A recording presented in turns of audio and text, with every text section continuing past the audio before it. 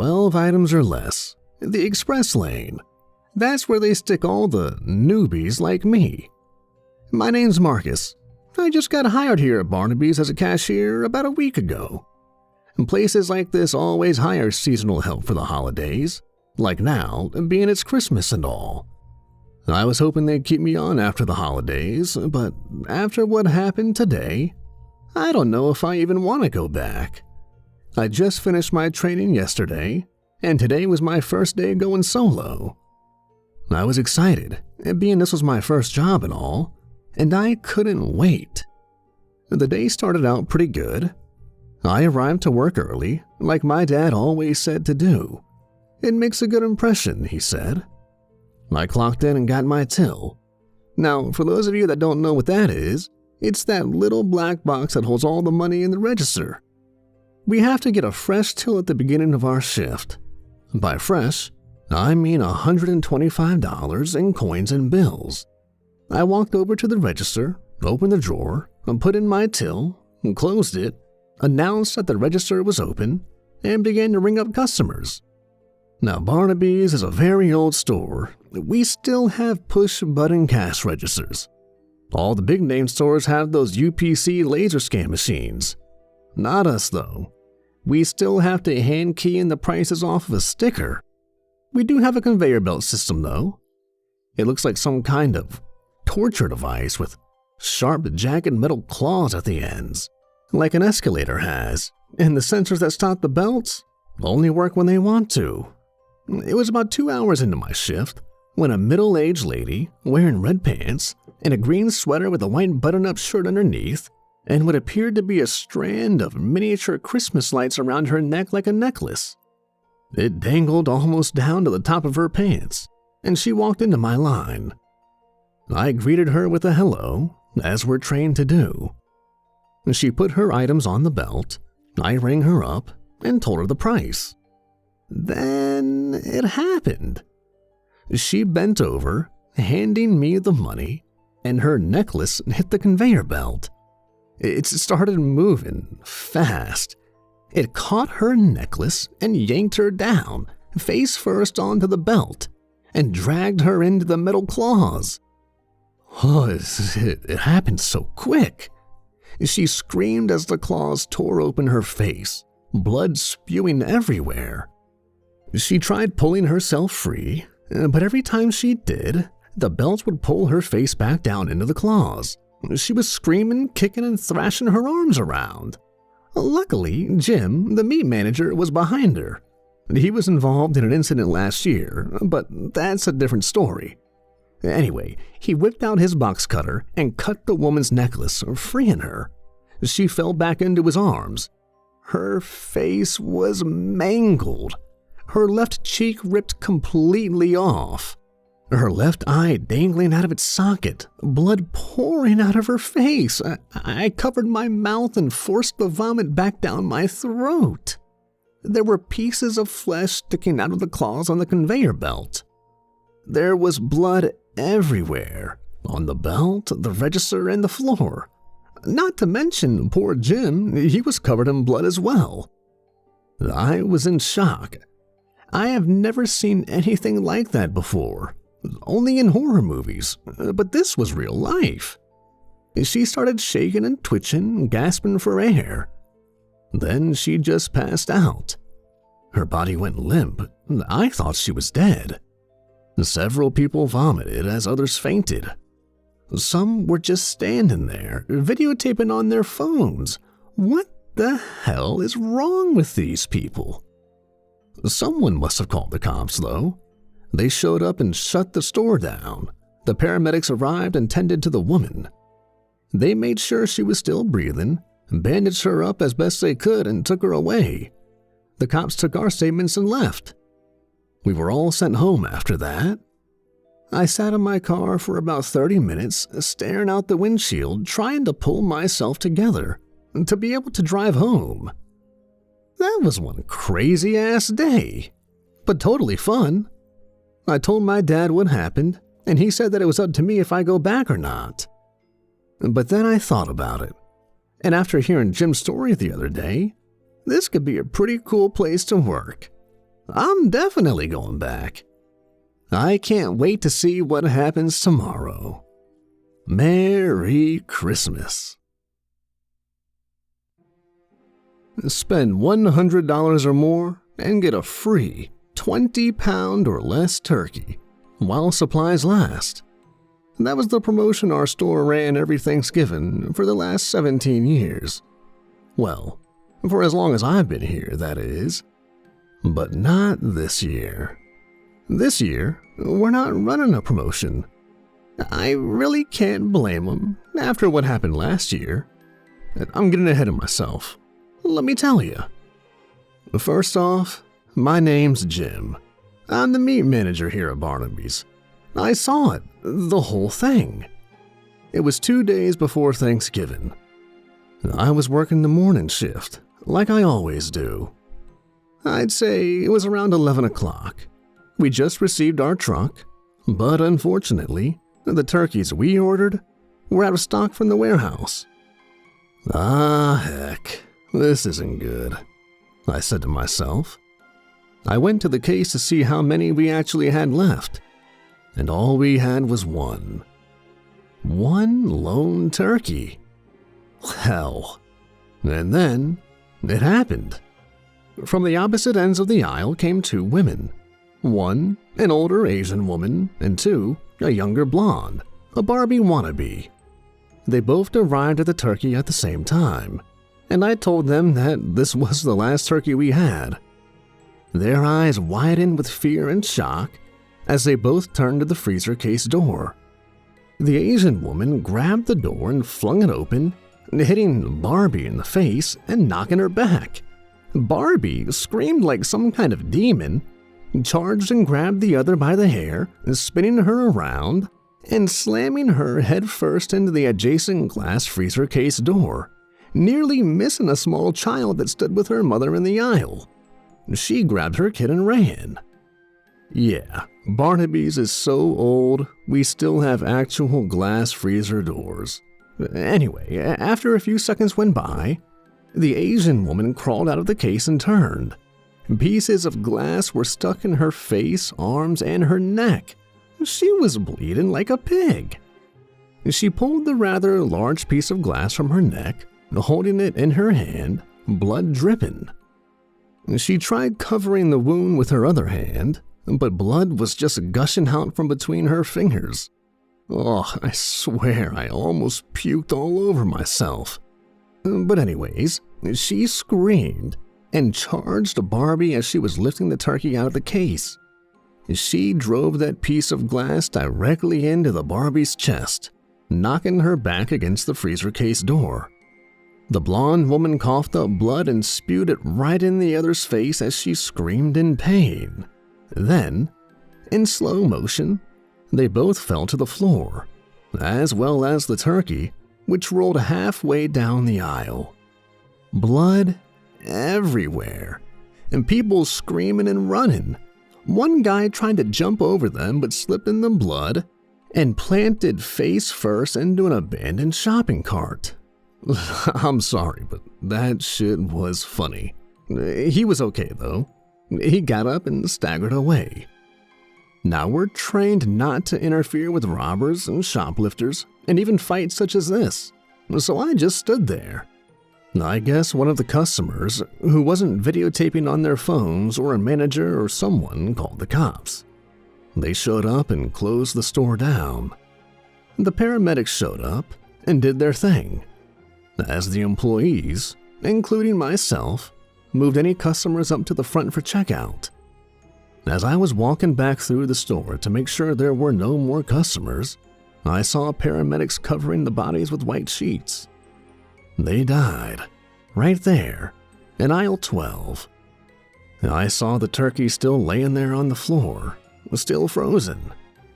I picked it up, as I needed one myself, and took it to the front, and paid for it, gave the cops my statement, and brought it home to my family. My wife cooked it up, and we had an amazing Thanksgiving dinner. The best part was the turkey, though. Oh, yeah. That thing was to die for. Morning. Welcome to Barnaby's. I've been saying that for the last 35 years. Hi, I'm Pat Barnaby. I own this place. I've seen some really strange and horrible things happen here. But before I get into that, let me give you a little bit of background on this place. Barnaby's is a very old store. It's been in my family for many generations, going all the way back to my great-great-great-grandfather back in 1929. He built this place. I try to keep it as original as possible, with a few upgrades to keep up with the times. I've been told by various family members that he won this piece of land in a poker game.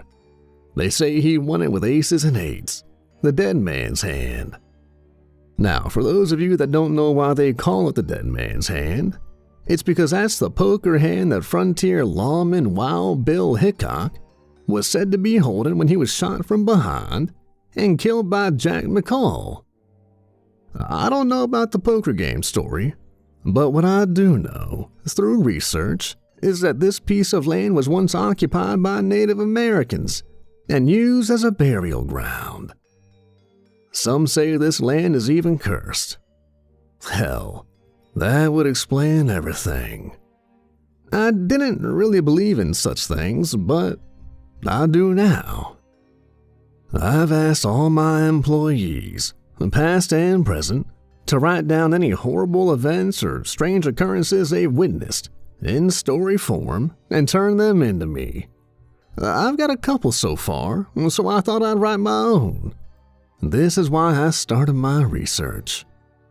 It was about 4:30 in the morning, about 2 weeks ago.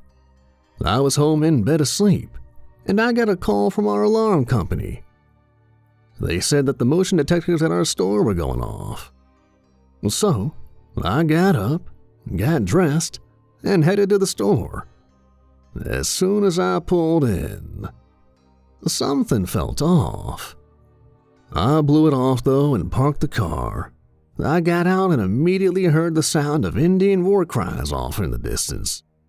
It's gotta be the wind or something, I thought. I started walking to the store, and the cries got louder and closer. I started hearing the sound of galloping horses along with the war cries. I started freaking out. I ran the rest of the way to the store, keys in my hand.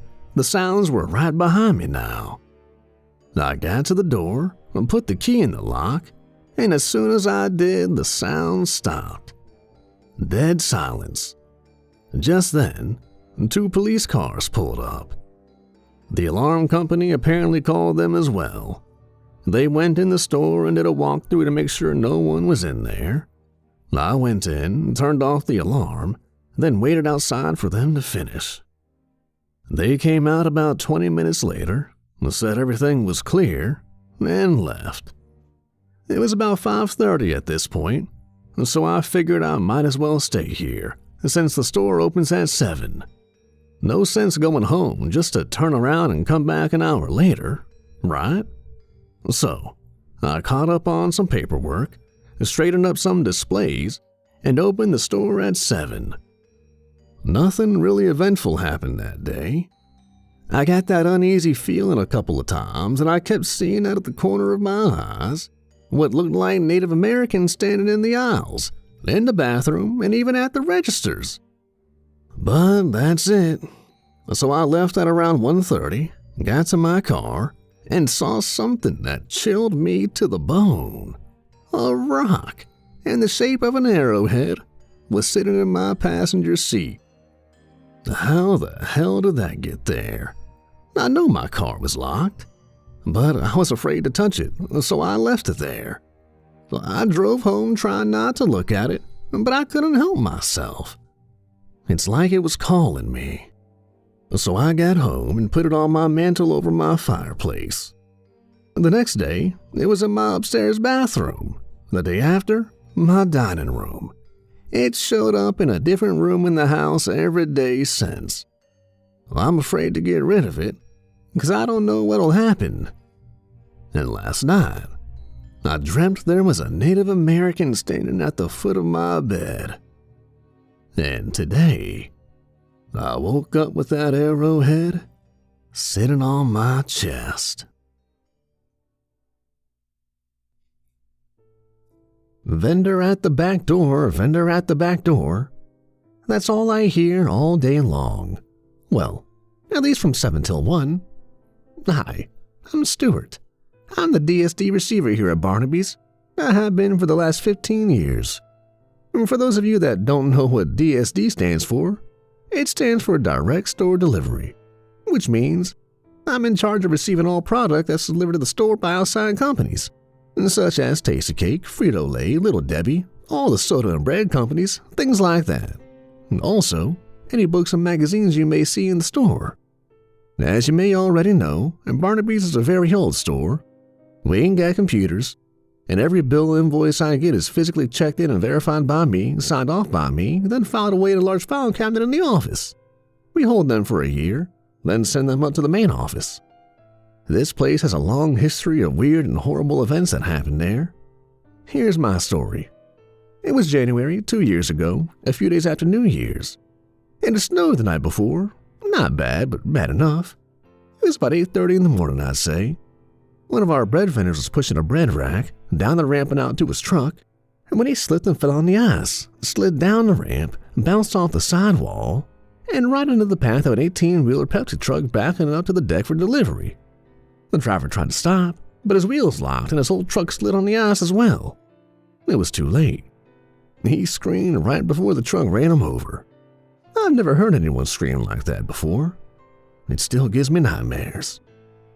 The wheels of the truck crushed his skull, then rolled over his body continuously as the truck slid down the incline and slammed into the loading doors, the right front passenger side tire stopping directly on the body. Whew, it was horrible. I threw up right there in the snow. There was blood and bones and pieces of flesh smashed down into the snow, on the tires of the truck and the bread rack. The severed body parts and what looked like internal organs spread around all around the body. The worst part about it was that the truck had to run back over them to clear the crime scene, once the cops and coroners got there. I used to wonder how they cleaned up automobile accidents such as this. Now I know. I'm sure they got a proper name for it, but to me, it looked like a giant snow shovel. They scraped up the remains and put them in a body bag. They had to scrape it up about 3 or 4 times to get all of them. There was blood dripping off of it, body parts hanging out of it. I almost puked again. Now get this. They used 2-liter bottles of Coke to clean up the blood off the pavement. No, seriously, Coca-Cola. The soda. Look it up if you don't believe me. Anyway, isn't it ironic that they used Coke to clean up a crime scene involving a Pepsi truck? Sorry about that. Bad joke. Anyway, sometimes when I'm outside cleaning up where the trucks pull in, I swear I can see him standing there, right where he died, staring at me. It always freaks me out. But that's not the only ghost we have here. The owner, Pat, he's seen a few Native Americans around the store, but that's a different story. Anyway, the driver of the truck wasn't charged with anything as it was clearly an accident. The cops impounded the truck as evidence, took witness statements, and then left. The coroner left as he finished removing the remains. I don't know where the driver went. I went home sick, obviously. I just couldn't do it anymore. Hell, I'm getting nauseous just thinking about it. I'll never forget that day as long as I live. And I ain't used a snow shovel since. Cleaning up on aisle 12. Yeah, I'll never forget that day. But that's a different story. Hey there, I'm Steven. I'm the QA here at Barnaby's. And for those of you who don't know what QA means, it's short for Quality Assurance. Yeah, it's just a glorified name for janitor.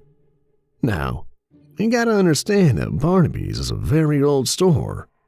We ain't got one of those big fancy floor scrubber machines like the big name stores do. No, I gotta carry an old 10-gallon pickle bucket from the deli around all day, filled with Windex, paper towels, and other cleaning supplies and tools.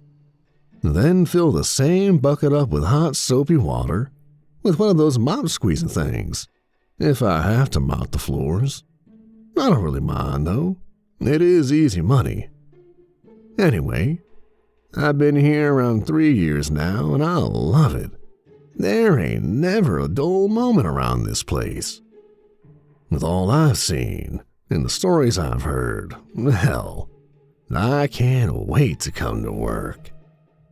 Anyway, as the only QA, my jobs include sweeping and mopping the floors, getting carts, and cleaning the bathrooms.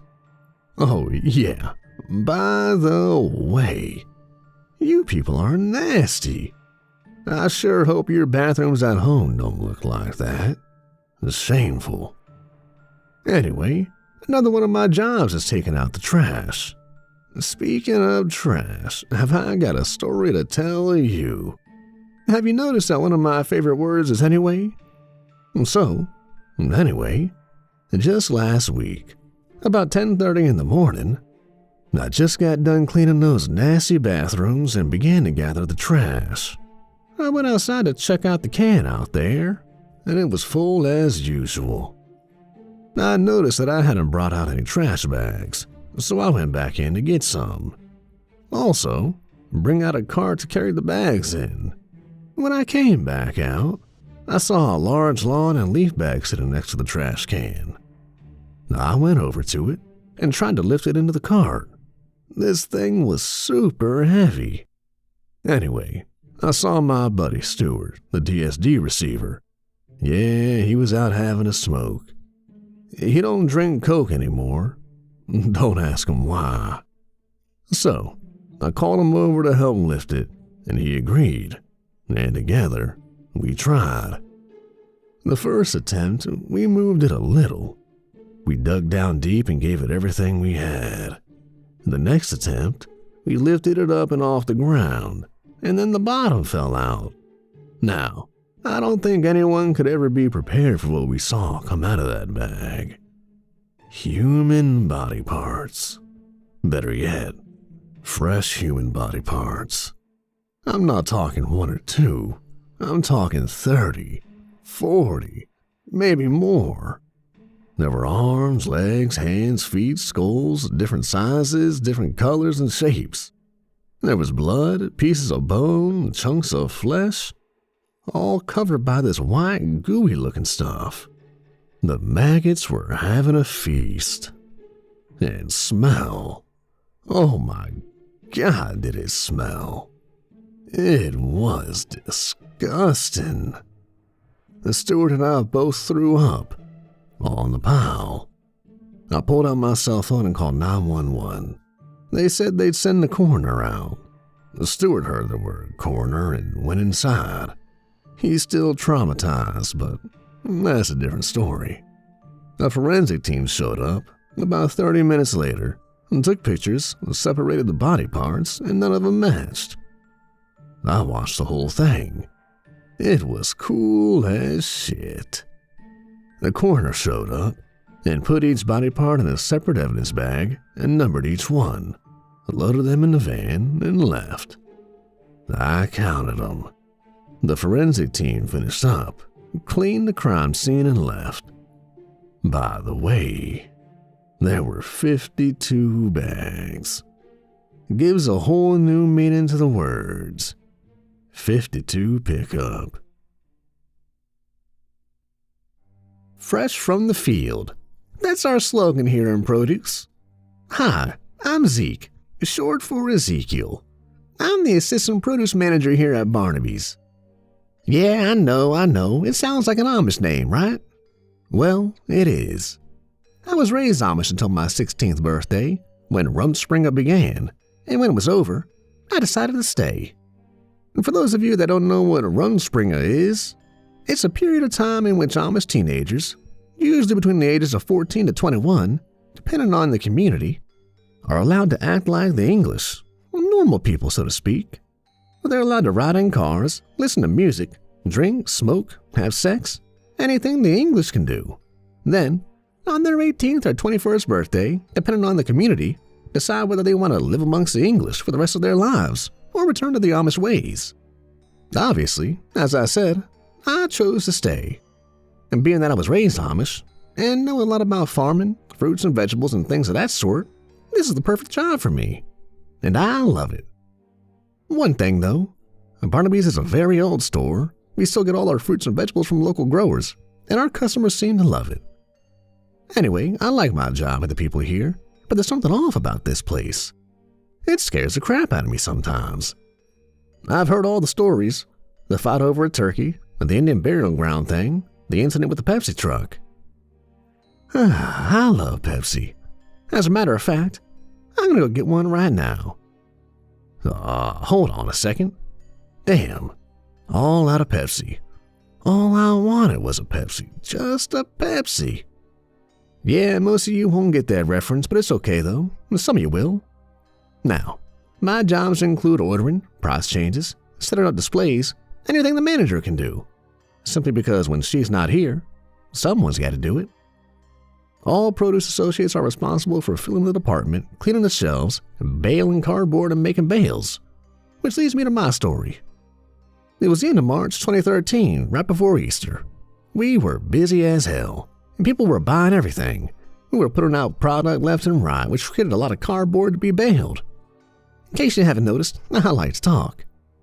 Now, I needed a break from all the craziness. After some old lady in one of those old riding shopping cart things. I think they call it a mark cart or something like that, I don't know. Now, she slammed that thing right into our giant diamond nut display, knocking it over, spilling over 40 pounds of loose nuts all over the place. It was a nut-tastrophe. I just walked away. I went to the prep room and grabbed the cart of the cardboard and took it to the back room to bale it. The baler was full, like usual, and so I had to make a bale. All right now, the baler is a very dangerous piece of equipment. It's basically just a large hydraulic press. You throw the cardboard into the chamber below and close the safety gate and hit the down button, and a large metal press comes down and crushes the cardboard. When the chamber is full, you gotta empty it. Hence the phrase, make a bale. I saw the QA guy, Stephen, roaming around back there. I asked him to give me a hand. He didn't think it was funny, but that's a different story. So, he agreed and grabbed a pallet to put the bale on. I grabbed the baling wire and started to wrap it around the bale. Now, baling wire is a very thin piece of wire and they have been known to break. We finished wrapping the bale, put the pallet in place, and closed the gate and hooked up the chains, and hit the up button. And Stephen and I stepped to the side. Anyone who's worked in the grocery business for more than a week knows to stay clear of a bale being made. Well, apparently no one told Stephanie, the deli manager. She walked by just as the bale was ejecting. One of the wires snapped, came flying back, fast and hit her directly on the side of her face, right over her left eye, slicing her diagonally across her face. She fell to the ground screaming and grabbed her face, blood pouring out of her fingers. Stephen and I ran to help her. Now, I've seen many accidents like this when I was growing up, so it didn't faze me. But to add insult to injury, Stephen threw up on Stephanie's lap. That's just so gross. Anyway, I moved her hands, and it was a bloody mess, like something from a bad 80s horror movie. Her eye was hanging out of its socket. Her nose ripped completely off as well as her right cheek. The left side of her face was hanging down, exposing tissue, bone, and the empty eye socket. Most of her teeth were knocked out. She was screaming frantically, kicking her legs all around, and she nailed Stephen right in his man parts. I snickered a little bit. He was useless at that point. So she started gasping for air, her one eye rolled back in her head, and she passed out. Blood still gushing everywhere. I thought she was dead. I picked her up and ran out the back room, through the store and up to the front, completely covered in blood. I laid her on a conveyor belt, thank God it didn't move, and called for an ambulance. And customers and employees were screaming and puking, some even fainted. I saw some goth chick standing to the side videotaping on her phone. Kids these days. Anyway, the ambulance showed up, made sure she was still alive. I didn't see how to loosen all that blood, but she was. They put the left side of her face back in place as well as her eye, then wrapped her entire head in gauze. She looked like a mummy. They loaded her into the ambulance and left. Stephen came staggering out shortly after. Pat made him clean up the mess, and he wasn't too happy. I heard she's doing okay now, though. She quit after that. I can't really blame her. We've had a couple deli managers since, but they didn't last too long with all that happens here. We're looking for one now. So, if you're interested, give us a call at 1-800-BARNABY. 10:15 in progress. Officers respond. We get that call at least once a week. There's always something going on at Barnaby's. My name is Reggie. I'm the town sheriff. I have been for the last 20-something years. Just for some background, 1015 is police code for civil disturbance. Now, first and foremost, Barnaby's is a very old store. I remember my parents shopping there when I was a child, as their parents shopped there as well. My officers and I have responded to many calls to that store, such as fights, freak accidents, alleged intruders, among other things. Over the years, I've become quite friendly with the owner, Pat. He must have some of the best insurance to cover all the incidents that happened there. He mentioned a while back about stories he's collected, so I thought I'd throw mine into the mix. I served as a Marine for a short period of time before becoming sheriff. As a Marine, I've seen my share of blood, guts, and death, both here in the U.S. as well as overseas. But nothing compares to what I encountered one early September morning at Barnaby's. The last time I was there, before this, I ran into a guy I went to high school with. Stephen something. He found a bag of body parts, but that's a different story. Anyway, I was working the graveyard shift, which I volunteered to do at least once a month. This night just so happened to be my night. It's a night I'll never forget. It was about 2 a.m. We had gotten a noise complaint from a civilian in the neighboring housing development. They reported the loud sound of metal to metal coming from Barnaby's. Dispatch announced the call. Here we go again, I said to myself. I notified dispatch that I would be handling the call, flipped on the red and blues, and made my way to the store. I radioed over to the other officer, working the shift with me, and told him to meet me there. I arrived first. I did a quick pass around the outside of the building, per protocol, and discovered one of the large metal loading dock doors moving up slowly, then dropping down fast all on its own, creating the sound that was reported. I parked my car directly in front of them, my headlights shining on the door. The store was closed, so I knew no one should be in there. I informed dispatch that I was on scene and to stand by for further instruction, at which time the other officer pulled up beside me. We looked at each other, and I gave him the ready-go signal, and we exited our vehicles.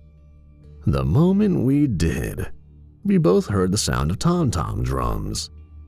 It seemed to be surrounding us. We drew our weapons and proceeded to walk towards the doors. The sound was deafening. I'm sorry about all the details, but as a cop, details are very important.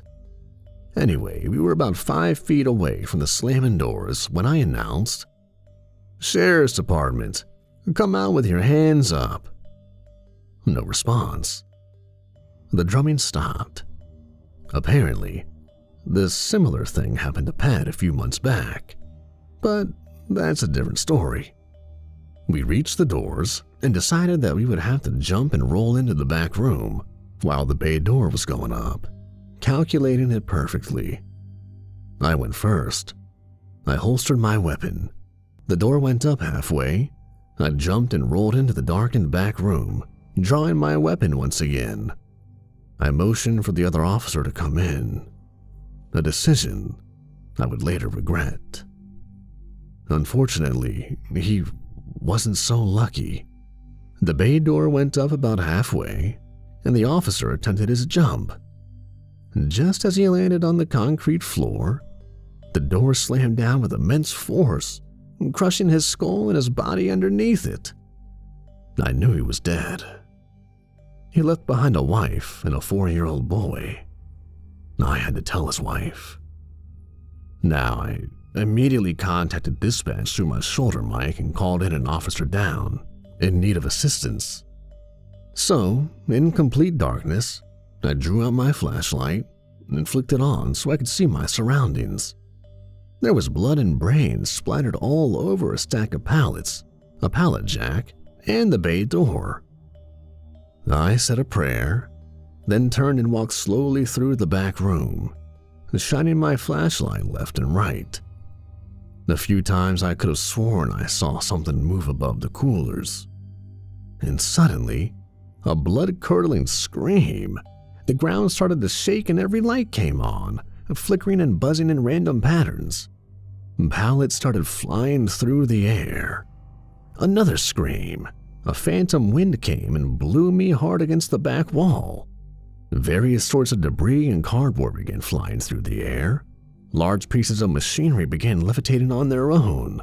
The drums began again, louder this time.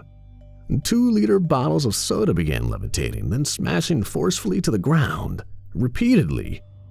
Large shelving began tumbling over, smashing its contents everywhere. The drumming continued. Every door began opening and slamming shut. The office door, the cooler doors, even the loading dock doors, repeatedly slamming down on the officer's bloody and mutilated carcass. I screamed, and closed my eyes, and unloaded my weapon, the full clip, blindly in any direction. I felt a fear like I've never felt before, not even in the war. I knew I was gonna die. I slid down the wall, into a sitting position, opened my eyes, and saw a tomahawk appear out of thin air, whirling fast, coming directly at my head. I screamed once again, then lost consciousness. I was told days later that members of the town's fire department and coroner team found me, about 30 minutes later, shaking, sweating, and mumbling to myself. The entire back room in complete shambles.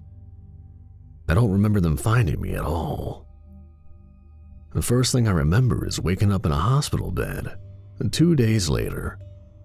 Doctors said that besides a few bumps and bruises, I was perfectly fine. I took a couple of days off to try and get my head straight. I still have nightmares sometimes. I don't respond to calls at Barnaby's anymore. Never again, and I never will. I'm not ashamed to say, that place scares the hell out of me, and I'm a cop. I'm sitting in my patrol car writing this, at the donut shop across the street from the store. 10:15 in progress. Officers respond. And can I try a slice of that? If I had a nickel for every time I've been asked that question, I could buy my own deli and be my own boss. Anyway, how are you doing today? I'm Melanie. I'm the new deli manager here at Barnaby's. I've been here for about a week now. I called that 1-800 number that Zeke mentioned in his post, but that's a different story. I came in for an interview, and Pat, Mr. Barnaby, hired me on the spot. Just like that. I guess he liked my resume. You see, I've been working in delis all up and down the East Coast since I was 17. That's all I know. This is my first time being a manager, though, let alone in a supermarket. This is on a much bigger level. We have a full-size deli, as well as a bakery, a hot bar, and a cake-making station that I'm responsible for. We also fry chicken. I didn't know this until I got hired, but Barnaby's is a very old store. We still have one of those old chicken fryers where you actually have to drop the chicken into the vat, then pull it out with tongs when it floats to the top. There's no basket, no temperature control. You just turn it on and hope it doesn't explode. It's gonna be a challenge because I've always worked at little mom-and-pop shops before this. A mom-and-pop shop is a nice small business, usually only one establishment, owned by an older couple. Usually, or at least family-owned. So far, The people that shop here are friendly, although you do get that one customer every now and then that makes you want to say bad words, and sometimes even make up a few. I heard a couple night crew guys that Mr. Barnaby is looking for stories about weird and horrible events that happen here. He was off the day this happened. A couple of days ago, I arrived to work around 6:55 a.m., and punched in, did my morning paperwork, then headed to the department. I turned on the lights and put the slicers back together and started the ovens. I saw a note on the board from the closer saying that there was an order for a 16-piece chicken meal to be picked up by noon. Okay, no problem. Other deli associates started arriving as scheduled, and we opened the deli at 8. Everything was going good, and 10 o'clock came. I turned on the fryer so it could heat up, hit the exhaust fan, and continued to wait on customers. About 20 minutes went by, and the fryer started making a strange buzzing sound and shaking a little. I looked over to see that the grease was boiling, like a pan of hot water on a stove. I yelled over to Tommy, my assistant, to turn off the fryer and unplug it. Now, as I said, it is a very old fryer. The controls are on the back panel, not on front like the new ones. He reached over the vat to turn it off, and as soon as he did, the grease exploded upwards directly in his face.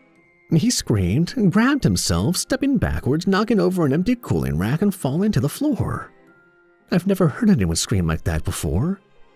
It was horrifying. Hot grease was dripping off the fan and the ceiling, which started melting from the extreme temperatures. Tommy stopped screaming. Pieces of ceiling tile started falling to the floor and on top of Tommy, who had passed out from the pain at this point. At least that's what I thought. And smell. Oh my God, did it smell it. It smelled like burnt flesh and chicken. The customers just stood there watching and taking pictures, the freaks. Anyway, I ran over to him. Now, I probably shouldn't have done this, I know, but I grabbed his wrists and moved his hands away from his face. His skin was melted together and looked like string cheese as I pulled them apart. I turned my head and threw up right on cherry turnovers. I glazed them up real good. Oh, I'm never eating cheese again, that's for sure. At this point, blood was pouring everywhere, pieces of flesh started to fall off of his face, as well as burnt muscle and tissue exposing his skeletal bones. His eyes completely burned away. I knew I was wrong. He wasn't passed out. He was dead. One of the other associates ran and called the cops. They showed up and shut the store down. The sheriff didn't respond, but that's another story. The coroner arrived, put Tommy in a body bag and took him away. I couldn't stop crying. I'm starting to tear up right now.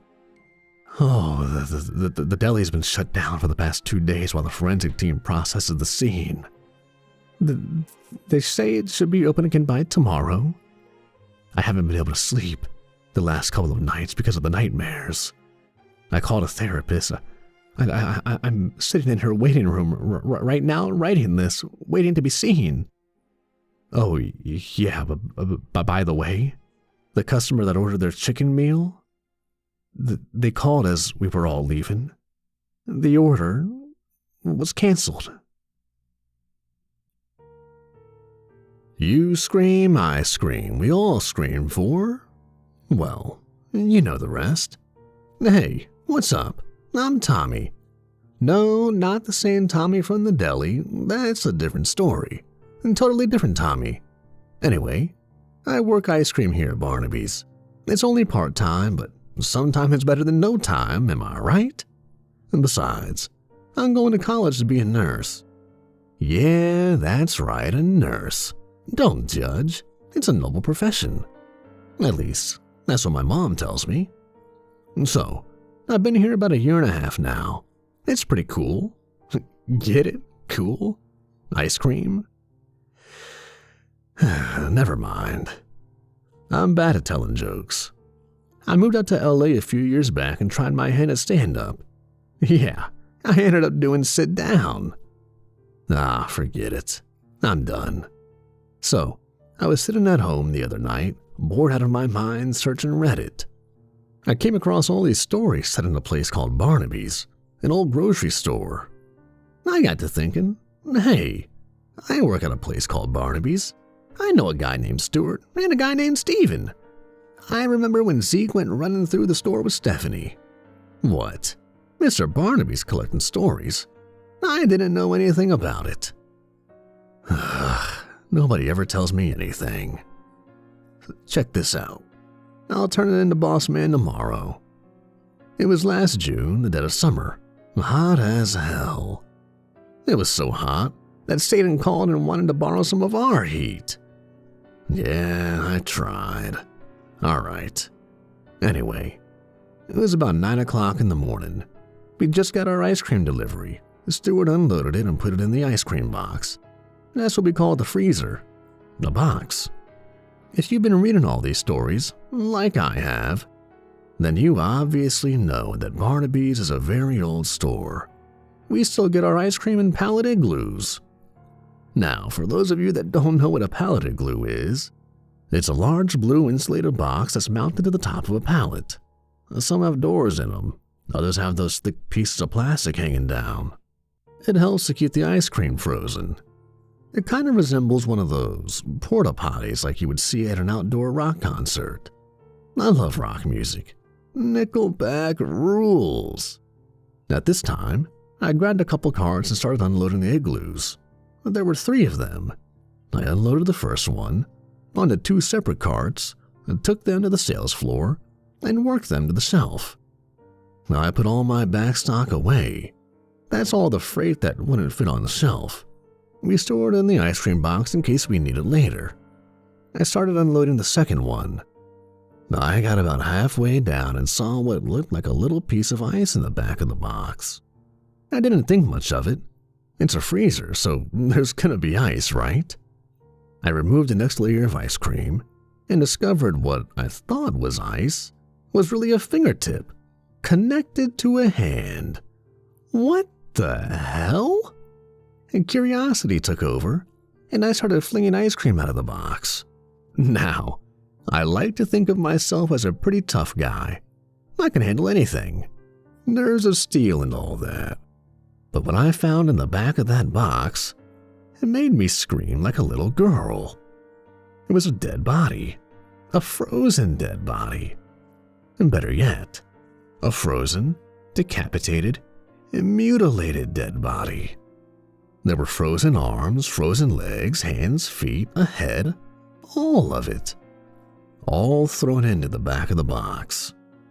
The blood had mixed with the ice and settled in the bottom of the box. There were ice crystals formed in the parts, which were all frozen together.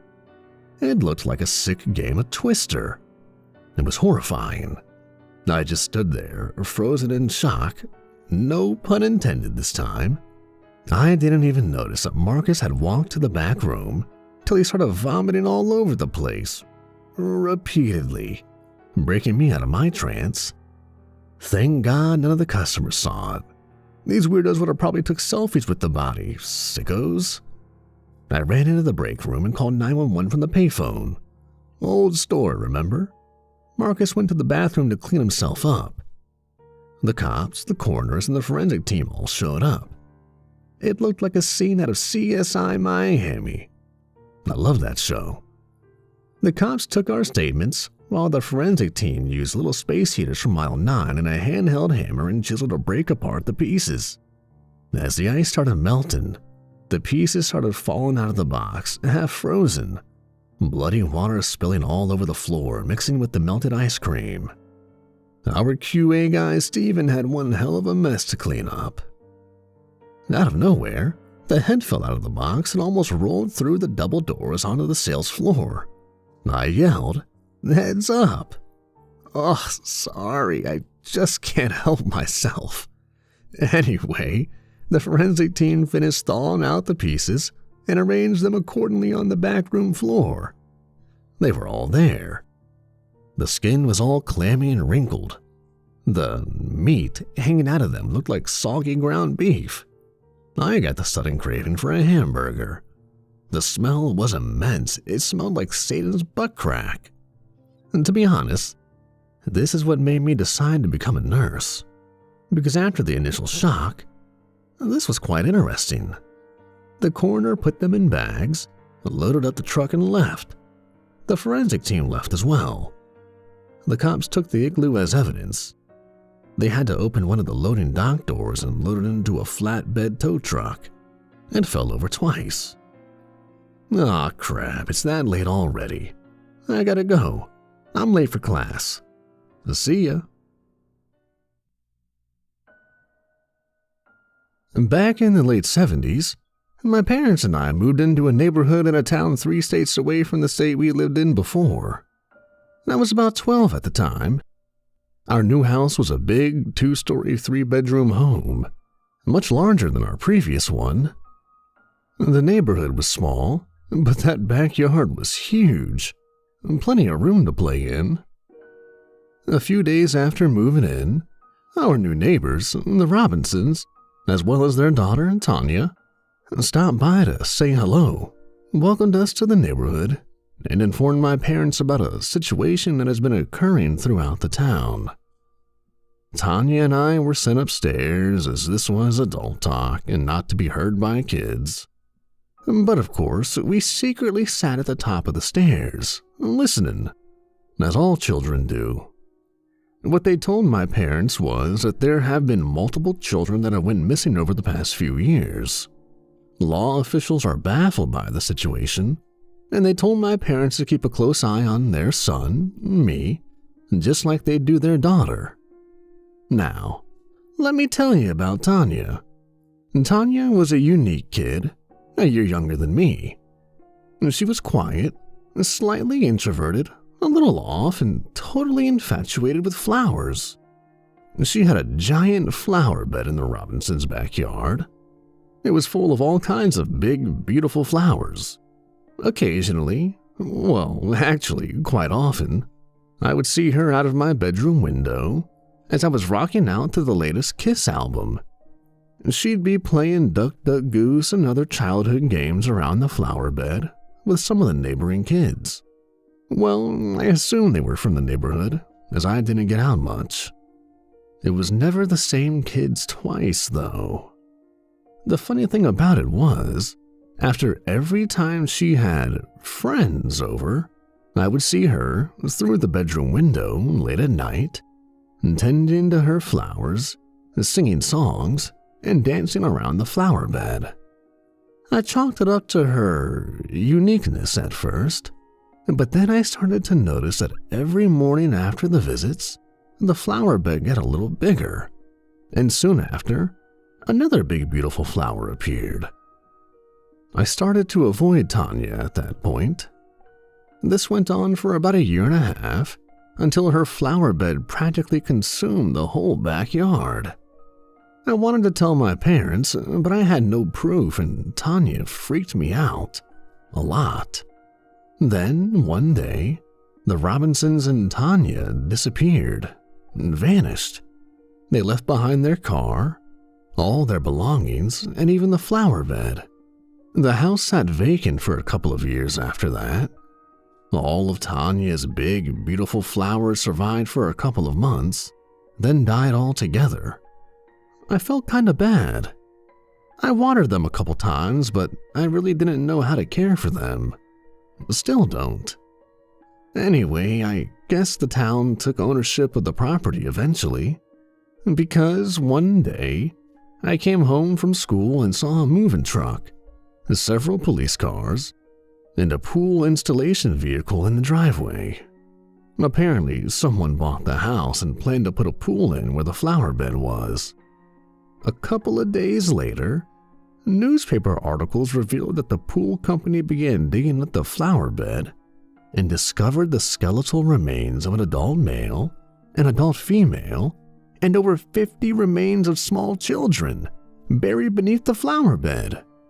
DNA later identified the remains as those of David Robinson, adult male, Denise Robinson, adult female, and many of the children reported missing over the last 5 years.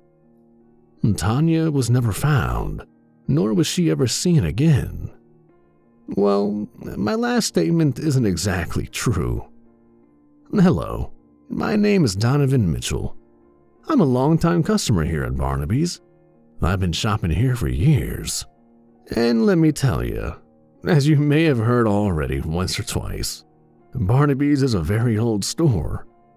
I love it here. The prices are good and you can get a nostalgic feeling just walking through the door. Not to brag or anything, but I just celebrated my 22nd anniversary with my wife, Jillian, a couple of days ago, but that's not the point. I overheard a couple of the workers talking about strange and unusual things that have happened here, and that the owner is looking for stories about such things. I don't know if this fits into that category. Hell, I don't even know if I'm going to give it to him. What do you think? I woke up a couple of days ago and found my honey-do list sitting on the counter in the kitchen. It's my day off and my wife had to be at work at 8. So, I gotta run errands.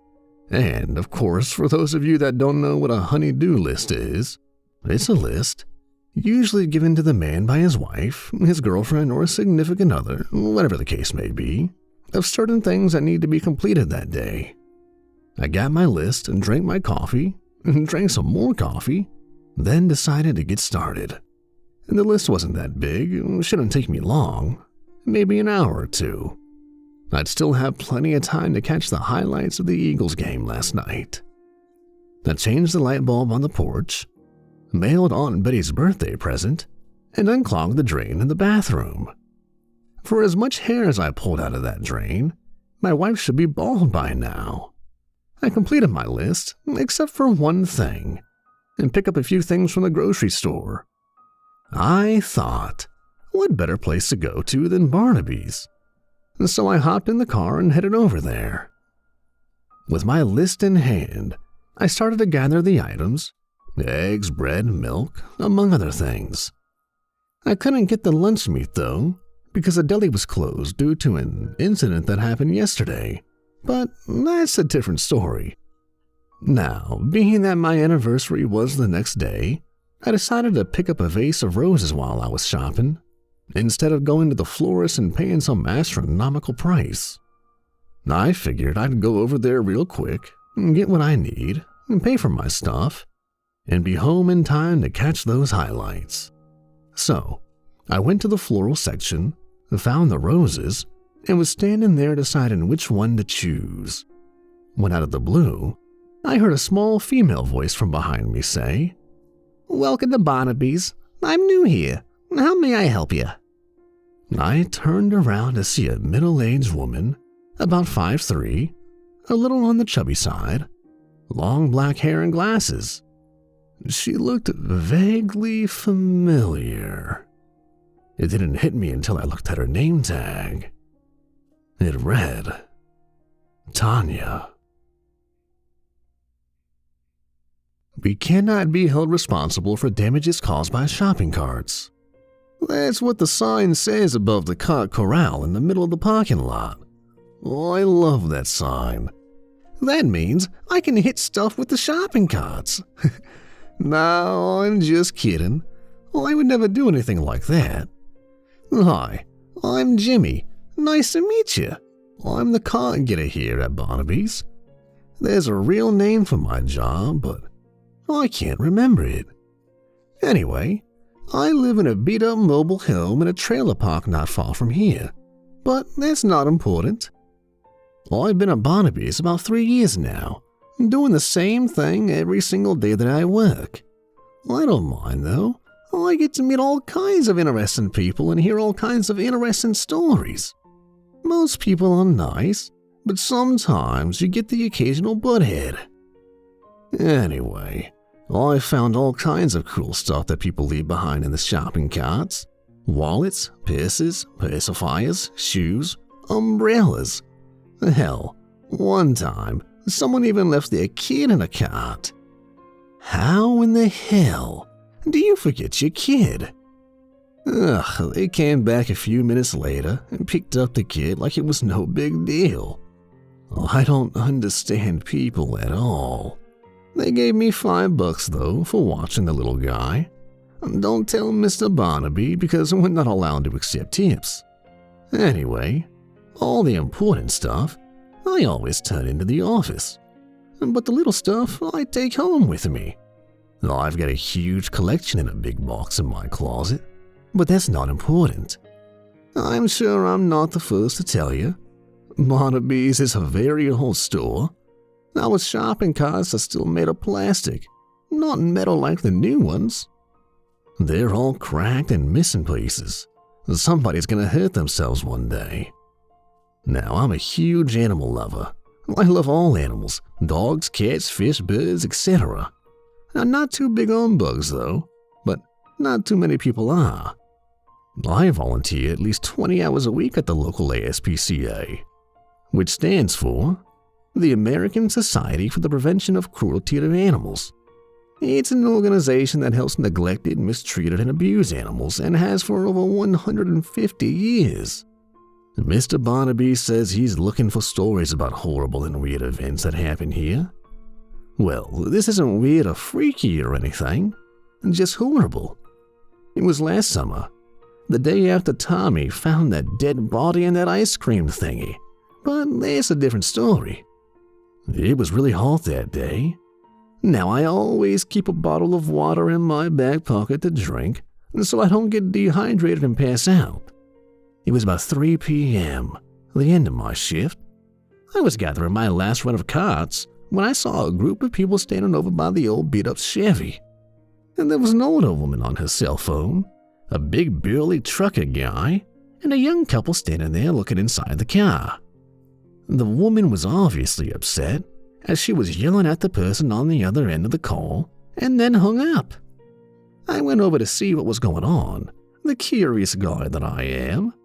What I saw in the back seat of that car got my blood boiling. Oh, I was mad as hell. It was a little dog, a little fuzzy dog, passed out in the back seat, his tongue hanging out of his mouth, and he was breathing really heavy. Oh, I knew he wasn't going to make it, unless somebody did something. All the windows in the car were rolled up, and the car was locked. It had to have been at least 120 degrees in there. What kind of moron does this to a dog? Everyone was just standing there and talking about what to do. I knew what to do. Bust that damn window out. So, I took off my shirt, wrapped it around my fist, and punched right through the back driver's side window. The shirt didn't really help though, as the glass cut my hand and wrist pretty good. There was blood dripping everywhere, but I didn't care about that. Well, I cleared the glass from around the window and reached in and grabbed the little guy. His body was limp, but he was still breathing, so that was a good sign. His eyes were rolled back into his head and he was whining a little bit. I knew I had to act fast. I laid him in the grass, as it was cooler than the concrete, and took out the bottle of water out of my back pocket, dumped it, a little bit at a time on top of him, rubbed it into his fur to bring his body temperature back down. After about a minute or so, he started to come back to life, and I picked him up and was holding him as he licked my face. And just then, I heard an angry voice from behind me say, "What did you do to my car?" The dog went from sweet and lovable to vicious and mean in 2 seconds flat. He was barking and growling and going crazy. I turned around to see a guy about mid-30s wearing old, dirty, nasty clothes. He looked like he hadn't bathed since Jesus walked the earth. And smell. Oh my God, did he smell. He smelled like old sweat, dirt, and feet. Anyway, without saying a word, the trucker guy just hauled off and punched him dead straight on his face, knocking him back a couple of steps. He fell and bent over holding his face, and the dog became calm at this point.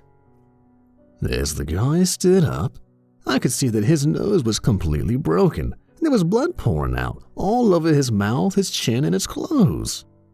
He took a step forward and swung at the trucker guy. I later found out that his name was Dave. The guy threw a punch and missed. Ugh, what happened next looked like something out of a Monday Night Raw. I love wrestling. Dave hit him in the chest, scooped him up, and body slammed him straight through the windshield of his own car. Oh, it was great. The guy just laid there, spread all out over his front seat. Glass and blood was everywhere. Dave reached in, grabbed him by the shirt, and dragged him back out of the windshield. The broken glass cut in his arms and legs. He was kicking and screaming and cursing. Dave dragged him over to the back of his semi, opened the trailer door, and punched him again and threw him into the trailer. He locked the door and shouted, "Now you're gonna know what it feels like." The guy screamed and kicked on the trailer door for a few minutes, and then stopped. Dead silence. Dave reached into his shirt pocket and pulled out a cigarette, lit it, and walked back to where we were all standing. The cops arrived about 20 minutes later and attempted to get our statements. They asked what happened, and we all played stupid. "I don't know," was the collected response. Dave walked over and let the guy out of the truck. As he did, the guy fell face first out of the trailer, landing hard on the concrete. He was bleeding, sweating, and gasping for air. Oh, he deserved it. The cop took a look at the dog, the damaged car, and the guy laying on the ground. He then looked at us, smiled, and put his notepad back in his pocket, and walked away. The paramedics showed up and tended to my hand, which wasn't that bad at all, just a couple of minor cuts. They tended to the guy, but not after the cops arrested him for cruelty to animals.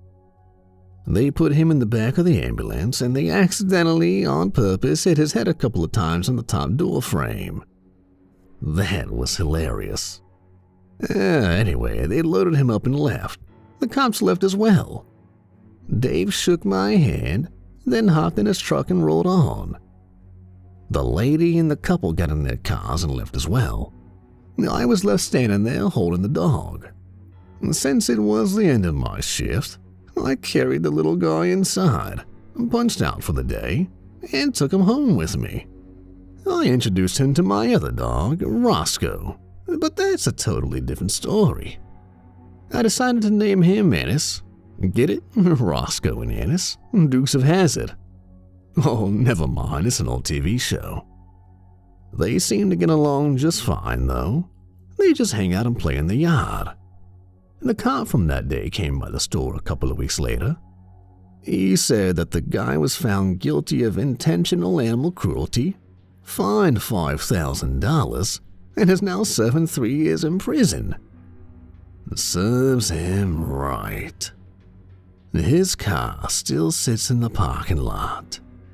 The birds now use it for target practice, and they never miss.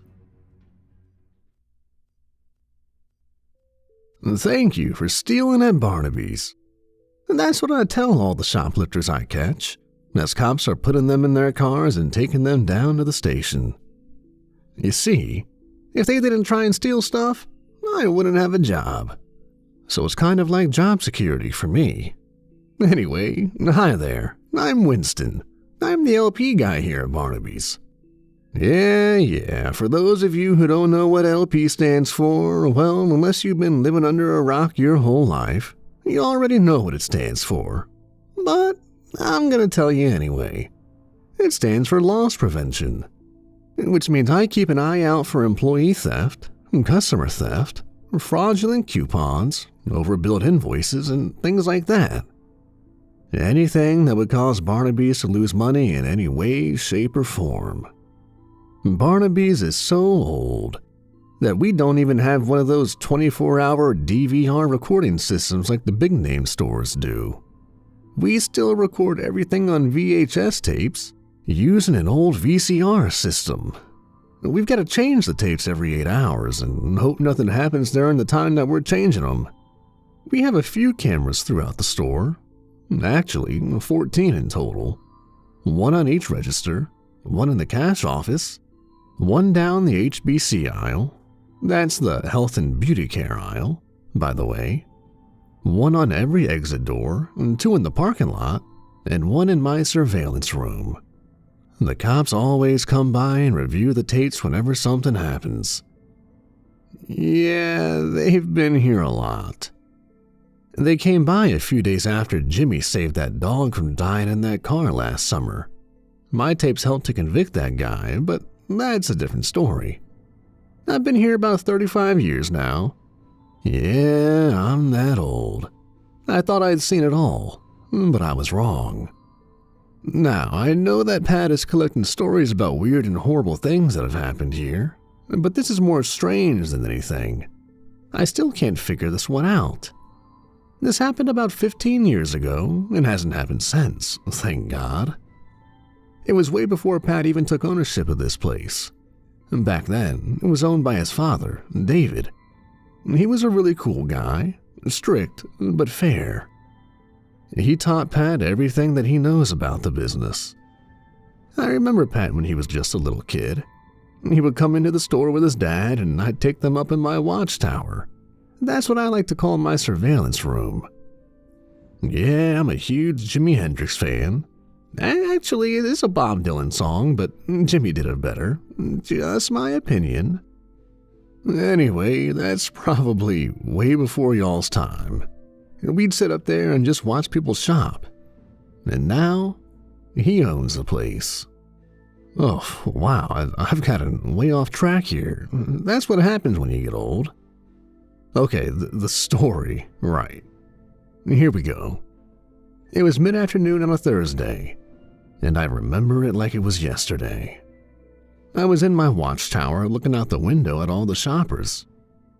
Actually, it's not really a window, it's a two-way mirror, which means I can see out. But all the people down below see a huge mirror on the wall. So, if you're ever in a store and you see a mirror on the wall that seems out of place, yeah, it's probably the surveillance room, and you're being watched. Anyway, nothing was really happening that day. Just the regular customers in here buying their usual stuff. Kids reading the magazines as their parents shop. Old folks hanging out in produce having a meet and greet session, the normal stuff. I noticed a person, I assumed it was a man, dressed in a long black hooded cape that dragged on the ground, standing in the barbecue section, which is the last aisle over, all the way against the wall. I couldn't see the face. He was putting packages of toothpicks inside the cape. Toothpicks, of all things. So I checked the VCR to make sure it was recording and made a beeline for that aisle. My first catch of the day. I walked into the aisle and said, "Sir, can you please come with me?" He immediately ran in the opposite direction, dropping the toothpicks in the process. Well, more like glided than ran. It was weird, but I gave chase. He nearly ran over an older lady pushing her cart down the aisle. She didn't even acknowledge what was going on. She just gave me a strange look as I ran past her. He reached the end of the aisle. I expected him to go right, down the back aisle, but instead, he went left, straight into a wall. I turned the corner, expecting to see him on the floor, but all I saw was a black cape lying on the floor against the wall. He just disappeared into thin air. I stood there dumbfounded and scratching my head. What in the H-E double hockey stick? I slowly bent over and picked up the cape and carried it back to my room. I hung it on the nail on the wall. I was sitting there, just staring at it, trying to figure out what was going on, when out of the corner of my eye, on camera 6, I saw another person in a black cape standing in the middle of the parking lot. Their head was down, so again, I couldn't see their face and hands. I ran down the stairs as fast as I could, ran through the store, and out the front door. I got to the edge of the parking lot. I saw this person begin to raise his head, but I was still too far away to see his face. He tilted his head back and raised his arms upward, as if he was screaming at the sky. And suddenly, a black SUV came around the corner, heading towards him, driving faster than he should have been in the parking lot. I screamed, "Stop!" Just as the SUV was about to hit him, the cape dropped to the asphalt as the SUV drove over top of it. This thing just disappeared as well, just like the first one. I stood there screaming, "Did you see that? Did anybody see that?" Everyone just looked at me like I was crazy. Am I the only one seeing this thing? I thought to myself. Man, I gotta stop drinking so much coffee. The caffeine's messing with my head. But anyway, I walked over and picked up that cape as well and started to walk back towards the store. And people just stared at me as I walked past. I got back up to my room and I hung that cape on the wall as well. I sat down in my chair and closed my eyes. My mind was going in circles. What is going on? What are these things? Where did they come from, and why can't anyone else see them? All these questions were going around in my head. Am I crazy? Have I been drugged? Is this for real? And suddenly, I felt an intense burning on my shoulders and massive pressure holding me down in my chair. I opened my eyes and tried to scream, but nothing came out. All the monitors, all 14 of them, suddenly lost signal, then simultaneously came back on showing the same camera image. It was the image from my own surveillance room. There was a black hooded figure standing behind me, holding me down. My body was paralyzed. I couldn't move. The burning was growing intolerable. My head thrust backwards with the force of 1,000 angry men. I started to hear a low, guttural growl, like something from the depths of hell. The figure leaned its head forward, directly over mine. I should have been able to see its face, but it didn't have one. What I did see was a dark blanket of nothingness. Then, like a movie being played, I saw still frame photos and short film bursts of Native Americans being brutally slaughtered and tortured, their dead bodies lying in huge bloody mounds and forgotten burial grounds. I heard this place was built on ancient burial grounds, but I never expected this. It was like one of these brainwashing films that you see in spy movies. It was horrifying. The guttural growl intensified until it was almost deafening. The entire room started to shake. The mirror burst outwards, faking to the sales floor below. I screamed. The pain and fear then caused me to lose consciousness. I was awoken by David, pounding on the door and screaming, "Winston, what's going on in there? Open the damn door." I rushed to my feet, opened the door, and saw David standing there, and he said, "Oh my God, what happened to you?" I just looked at him, confused and disoriented. "I don't know," I said. I shut the door and turned back into the room, and noticed that the cameras had returned to normal. The mirror was back in place and the figure was gone. Its cape lay in a ball behind my chair. I quickly stopped the tape and reviewed it. I was sure I caught something on there, but there was nothing. No figure stuffing toothpicks into his cape, just me running through the aisle and toothpicks falling on the floor. No figure almost getting ran over by that SUV, just me running through the parking lot and screaming. No figure holding me down, just me spasming in my chair. No, this can't be happening. I'm not crazy. It happened. I know it did, I said to myself. I reviewed the tapes again. Still nothing. I grabbed all of the capes and the tape. I ran down the stairs, told David I was leaving, hopped in the car and left.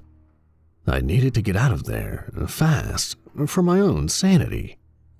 I threw the capes and the tape in the back seat and burned the rubber out of the parking lot.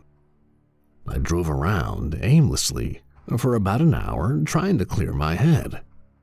But every time I looked in my rearview mirror, I saw the capes and it all came rushing back to me. I saw the town church off in the distance. Now, I was never a very religious man up to that point, but after the day I had, I knew I needed Jesus. I pulled into the church and went to grab the capes and tape out of the back seat. The capes were gone, disappeared, just like the figures. I started to panic. I grabbed the tape and ran into the church, screaming for someone to help me. Everyone turned and stared. An old gentleman approached me and introduced himself as Father Thomas. But that's a different story. Anyway, I told Father Thomas what had happened and showed him the tape. He took me to his office and played the tape in his VCR, but there was nothing on it. Nothing but snow. Father Thomas suggested he perform a blessing on me and arrange for a baptism, and I agreed. I was rebaptized 2 days later, and have been an active member of the church ever since. I returned to work the next day with no questions asked. David just shook my hand and said, "I'm glad you're feeling better. Now get back to work." I really miss that man. Well, that's my story. I hope you enjoyed it. May God be with you all.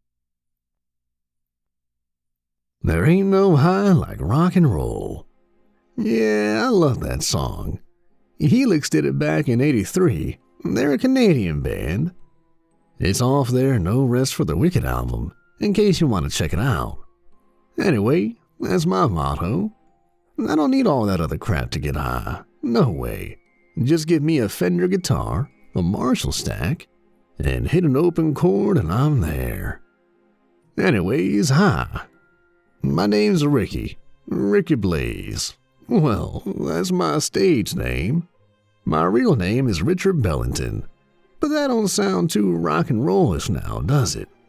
My friends call me Ace, because of my favorite guitarist, Ace Frehley from Kiss. Who's Kiss? Are you kidding me? They're only the best theatrical rock band ever. I've got all 31 of their albums, plus a few bootlegs, and I've seen them live in concert at least 15 times. Last time I went to see him, I went with Donovan. He's a customer here. He's deathly afraid of that girl that works in the floral section, but that's a different story. I play guitar in an 80s hard rock heavy metal cover band called Black and Image. Maybe you've heard of us. No? Okay then. Moving on. I work dairy here at Barnaby's. It's not the most glorious gig in the world, but hey, it pays the bills. I mess with the LP guy, Winston, a lot. He follows me around watching me. I guess he thinks I'm gonna steal stuff because of my long hair and tattoos. I like to take stuff from one aisle and carry it around a little bit and then drop it off in another aisle just to mess with him. I heard he had a breakdown or something years ago, but that's a different story. Now, let me tell you, Barnaby's is a very old store. The pallet jacks we use to unload the trucks are ancient. We ain't got none of this multi-battery powered electric jacks that the big name stores do. No way. We've got manual pallet jacks. A manual pallet jack is a piece of machinery that's used to move pallets from one place to another. It has two metal forks on wheels, connected to a safety bar on wheels, connected to a metal crank handle with an adjustable lever attached to it. You've got to manually roll it into the open end of a pallet. Then, repeatedly push the lever, then crank it up by repeatedly pushing the handle up and down. This'll raise the pallet. Then, pull it to wherever you're going, and hope you're strong enough to pull the 4,000+ pound pallet that's on it. Then push the lever up top to lower it into place. It's a real pain in the butt. So, a couple of the guys have told me that they've turned in stories to Mr. Barnaby about weird and strange things that have happened here. Now, this story will rock your socks off. I've never seen anything like this before. I even wrote a song about it, but that's a different story. Now, before I tell you this, I cannot emphasize enough that I do not use drugs of any sort, and I gave up drinking 18 years ago. so this wasn't a hallucination caused by either of the two. Now check this out. It was last August, around 8 o'clock in the morning. There was a full moon the night before. Now everyone knows a full moon brings out the crazies, and a lot of weird stuff happens during that time. We had just received our dairy truck. The steward let the driver in, then went out front for a smoke, leaving just me and the driver alone in the back room. Our contract with this supplier says that the driver must unload the pallets from the truck and place the pallets on the back room floor, and the associates will put them where they need to go. It's a liability issue or something, I don't know.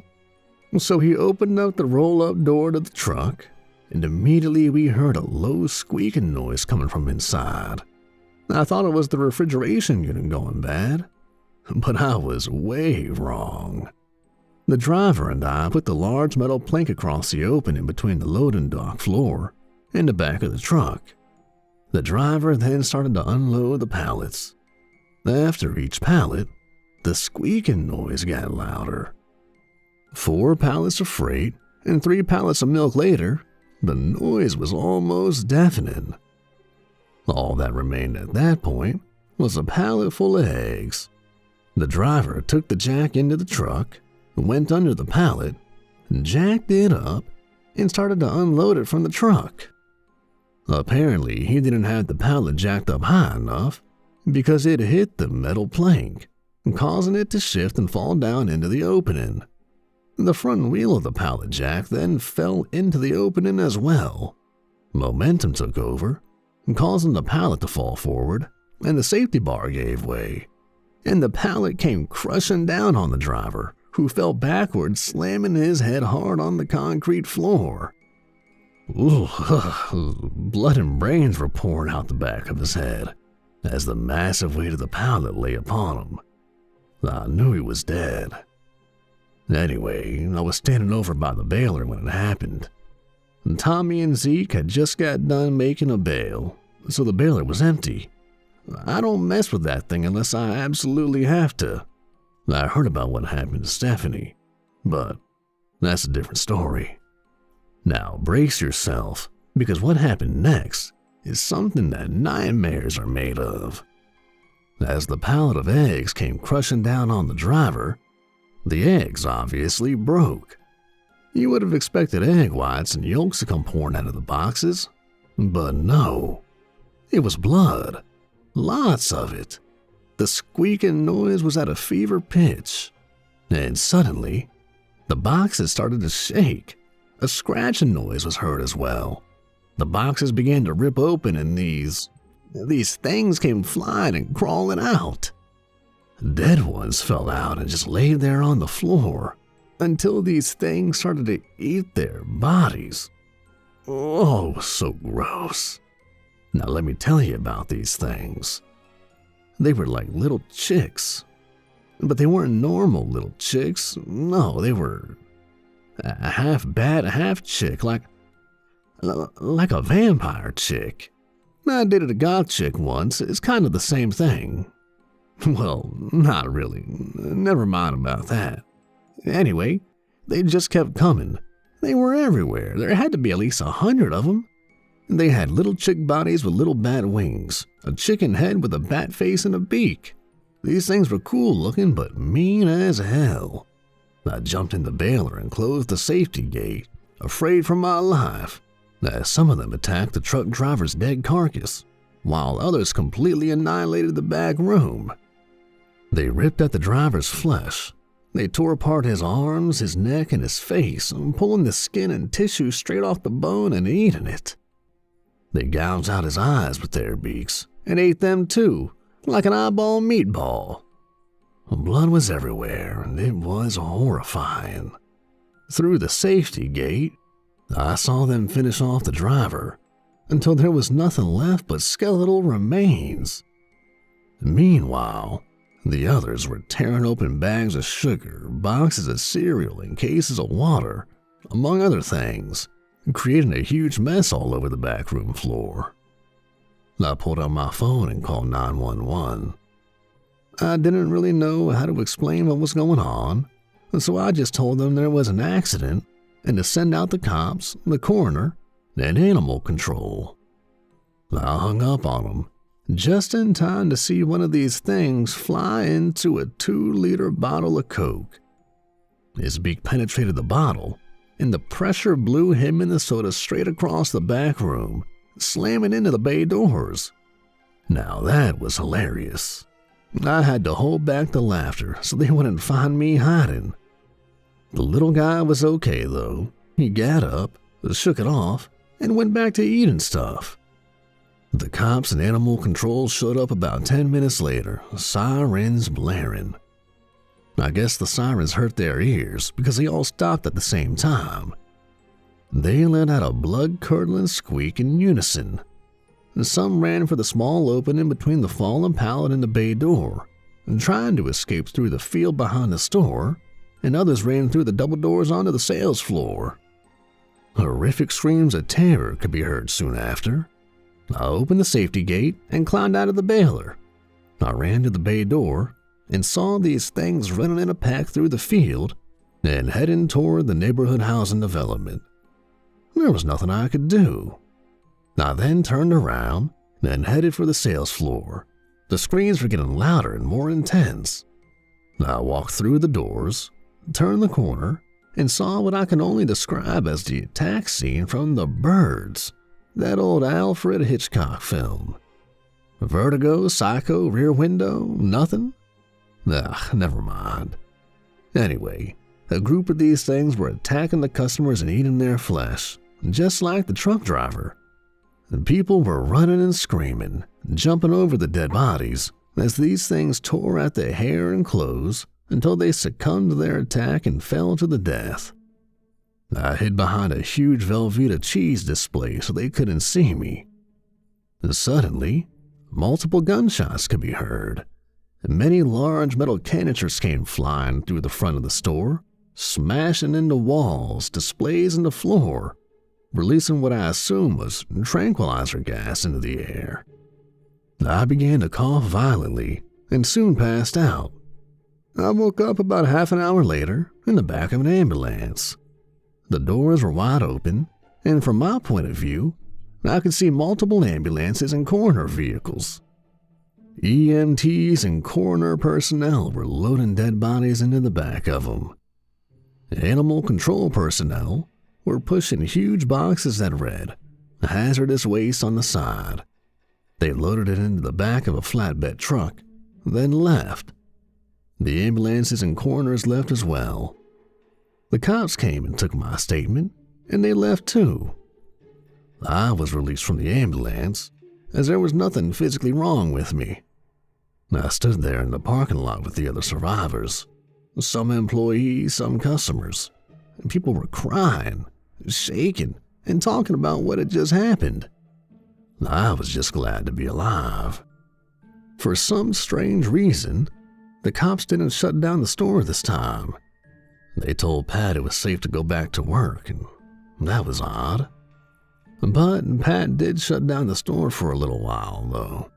He made Steven and the rest of us clean up the mess on the sales floor and the back room, then opened up the store about an hour later.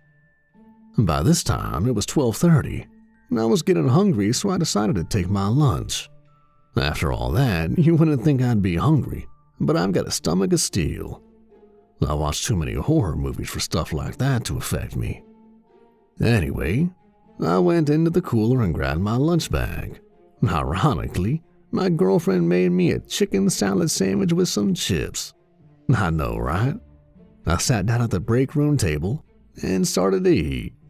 But then I heard a little squeaking noise coming from behind the trash can, and I thought to myself, oh hell, not again. I grabbed somebody's umbrella that was sitting by the wall and prepared to beat the living hell out of this thing if it tried to attack me.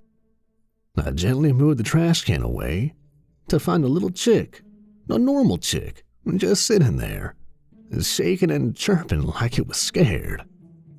I picked him up and fed him some of my sandwich. If he only knew. I guess he was hungry, because he stopped chirping at this point. I kept him in my jacket pocket till the end of my shift. then took him home with me. I'll bring him to all our band practices, and we're thinking about making him the new band mascot. What do you think? It took me a while to come up with a name for him. Then I thought about it, and I decided to name him Gizmo. Have you seen Bob? What about Lisa? I must say that to my cashiers at least 50 times a day. Now, you gotta understand that Bob and Lisa aren't real people. They're acronyms. Bob stands for bottom of the basket, or Lisa, which means look inside always. It's just something that companies do to make themselves sound cool, I guess. Sometimes it works, sometimes it don't. The weirdest acronym I've ever seen at a grocery store was DYFEYWLF. Try pronouncing that. I saw it on one of those big name stores about a year ago. It took me a while to figure out what it meant, and I've been doing this for over 15 years. Got any ideas? Go ahead and give it a try. You may have a future in the grocery business. I'll tell you what it means at the end of the story. Anyway, hi, I'm Candy, short for Candace. I'm the ACSSM here at Barnaby's. Look at that, another acronym. It stands for Assistant Customer Service and Sales Manager, which means I'm in charge of customer service, obviously, as well as all the cashiers, the office people, and any money, checks, WIC vouchers, and food stamp purchases that come through the registers. My friends call me Bubbles because of my happy and chipper disposition. It annoys some people, especially in the morning, if they haven't had enough coffee yet. I don't drink coffee. I'm more of an energy drink kind of person. But that's not important. Now, I'm sure you all know that Barnaby's is a very old store. We don't have one of those cash counting machines or a change weighing machine like the big name stores do. Oh no, we've got to count all the money by hand, then write it down on a log sheet and file it away in a large file cabinet in the office. Another one of my jobs, which I volunteered for, is employee relations. That means try to keep the employees as happy as possible. With all the horrible things that happen here, it's not a very easy job to do.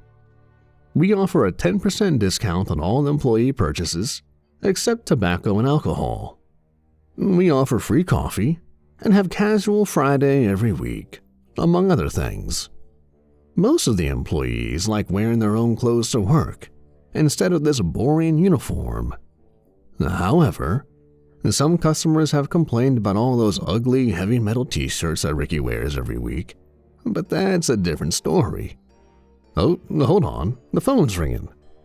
Good afternoon. Thank you for choosing Barnaby's. How may I help you? Yes, ma'am, we are open. Yes, ma'am, we do sell milk. No, ma'am, we can't change the oil in your car. You need a mechanic for that, not a grocery store. Okay, thanks for calling. Have a good day. Bye-bye. You can't even imagine all the stupid questions I get asked by these customers. It's ridiculous. Anyway, the best part of my job is planning Employee Appreciation Day. You see, there's a carnival that comes to town for about a week every summer and uses the large field behind the store to set up shop. And Pat lets them use the field for free, in exchange for allowing employees and their families to get in for free and ride all the rides for free, with proper identification, of course. Everyone has a great time. Well, they did, until this past summer. It was mid-June, about 8 months ago. Pat brought in temps from the temp agency to cover the boost in sales we get during the week. I was on call, in case something major happened.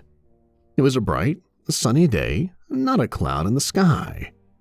The carnival had rolled into town a few days earlier, complete with their food stands, kid rides, adult rides, game booths, a petting zoo, and various other carnival rides and animal attractions. This year, they even had a huge Ferris wheel.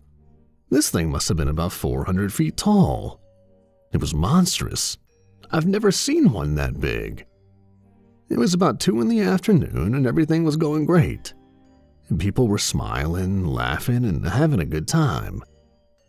Jim and his family were enjoying a funnel cake under the big oak tree. Marcus and his girlfriend were walking hand in hand down the midway. Stuart, Stephen, and Zeke were standing in line together to ride that pirate ship ride. And Pat volunteered himself for that Dunk Your Boss game. Oh, he was soaking wet already, and it was hilarious. Reggie, the town sheriff, still hasn't stepped foot on the property. He was hanging out in his patrol car, eating donuts. Melanie and her girlfriend were chowing down on some chicken by the merry-go-round. And Tommy and his girlfriend were enjoying an ice cream cone together. It looked like that scene from Lady and the Tramp. And Tanya was off on the side of the building, and talking to the flowers or talking to herself. You never know with her. And Jimmy was hanging out with the kids over at the petting zoo. He really loves animals. Winston was videotaping everything because that's what he does. Ricky and one of our regular customers were walking around with headphones on and playing air guitar and air drums. They looked ridiculous. Ricky had that little chick he found on a leash. I was waddling behind them, but that's a different story. Various other employees were scattered around, enjoying the festivities. There were kids walking around with huge stuffed animals, young lovers holding hands eating cotton candy, old folks sitting on benches and watching the crowd, while the carnival jingles and animal noise echoed in the background. It was truly magical. I was in the merchandising booth. Pat, and being the entrepreneur that he is, decided to have t-shirts, baseball caps, coffee cups, keychains, that sort of thing, and printed up and we'd sell them for $5 a shot. They said things like, "Barnaby, careful," "I survived Barnaby's," and "Barnaby's, shop till you drop." That was our biggest seller. And people were buying these things left and right. We could hardly keep up. We did so well with it all that Pat decided to sell them in the store on a regular basis. And come on by and pick yours up today. Anyway, as I said, everything was going great. But suddenly, all the animals started acting strange, like they knew something was going to happen. All the horses at the pony ride started jumping around and kicking, bucking the riders off their backs. Then they took off, running through the field on a frenzy. One lady got caught in the stirrups and was dragged about 50 yards. She was a bloody mess, but she was okay. The cows all laid down and began mooing wildly. The bulls began snorting like demons ready to strike. The chickens were running around like their heads were cut off. They were all going crazy. It was quite disturbing. Everyone just stopped and stared at the barns. And then we heard what sounded like a sonic boom. You know, the sound a plane makes when it breaks the sound barrier.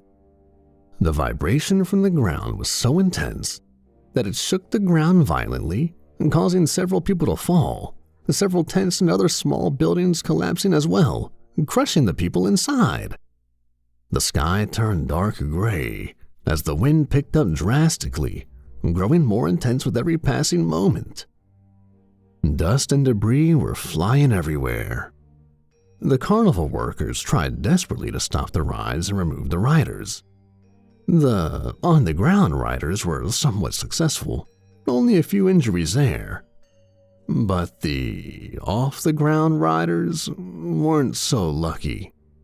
The wind blew harder, as I can only describe as with the force of a tornado. The pirate ship was caught in full swing and was ripped completely off its base and sent soaring into the sky.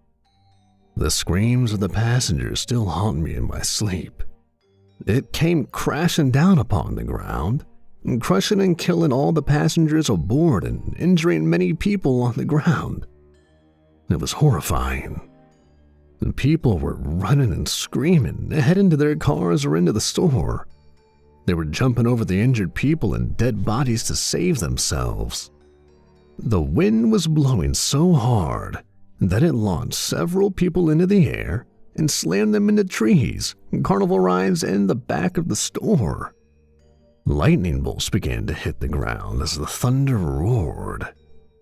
It never rained, though, which was odd.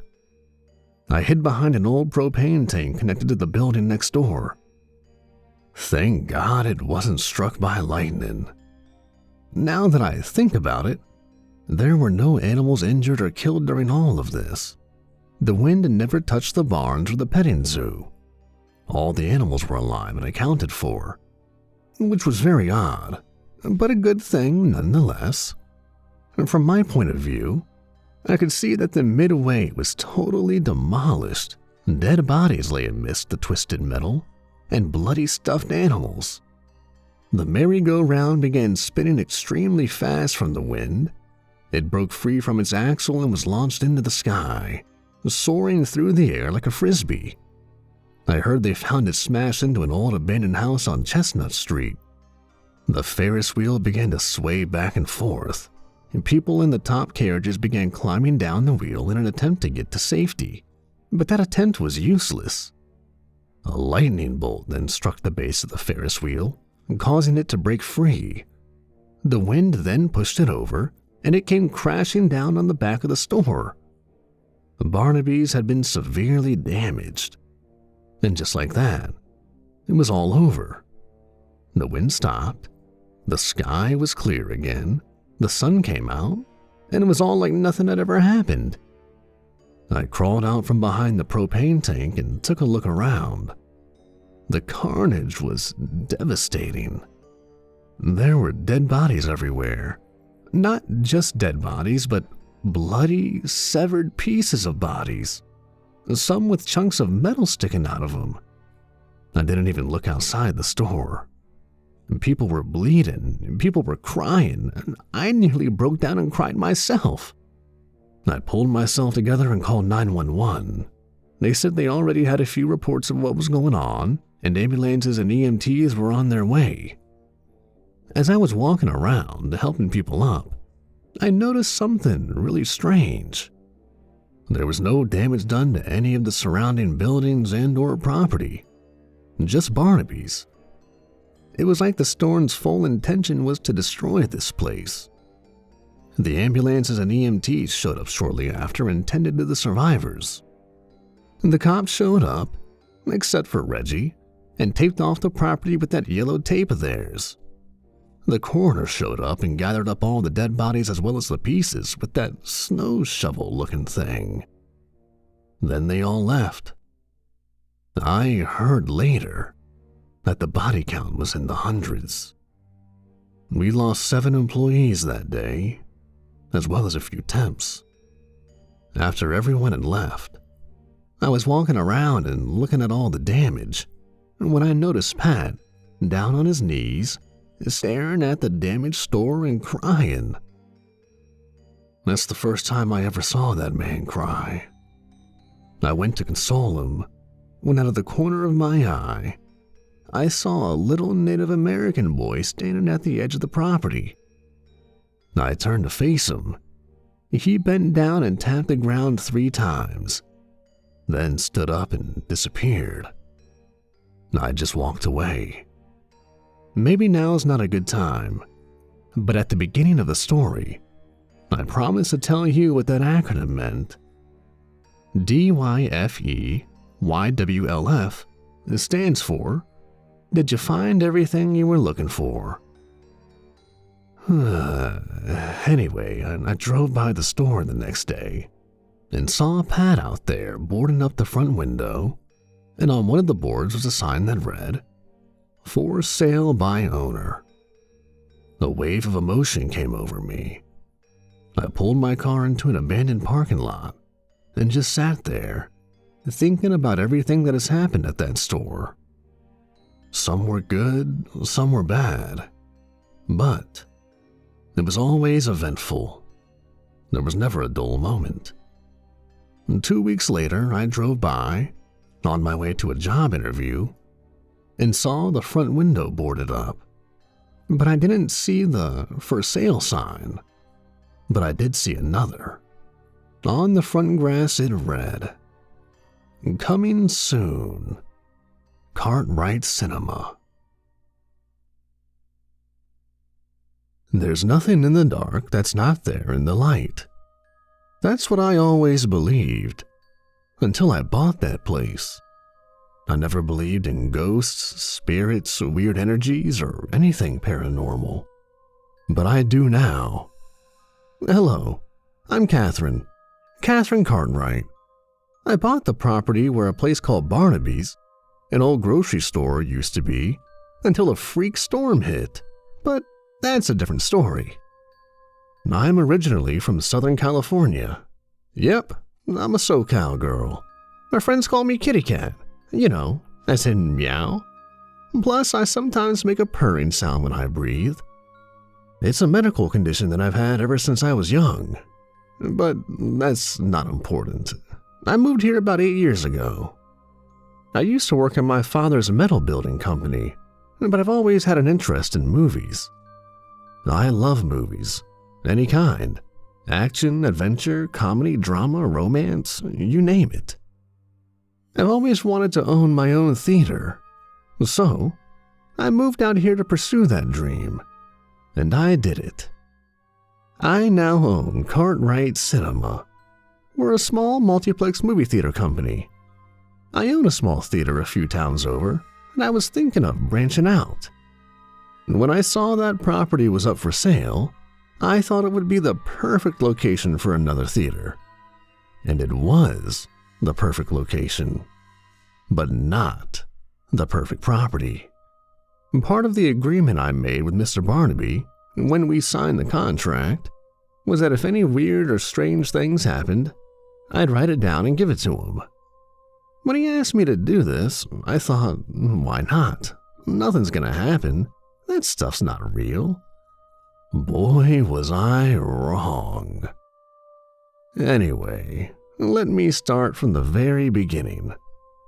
As I said earlier, I was thinking of branching out, so I grabbed my laptop one day and started to search properties for sale throughout the state. I came across that property as a result of a computer glitch.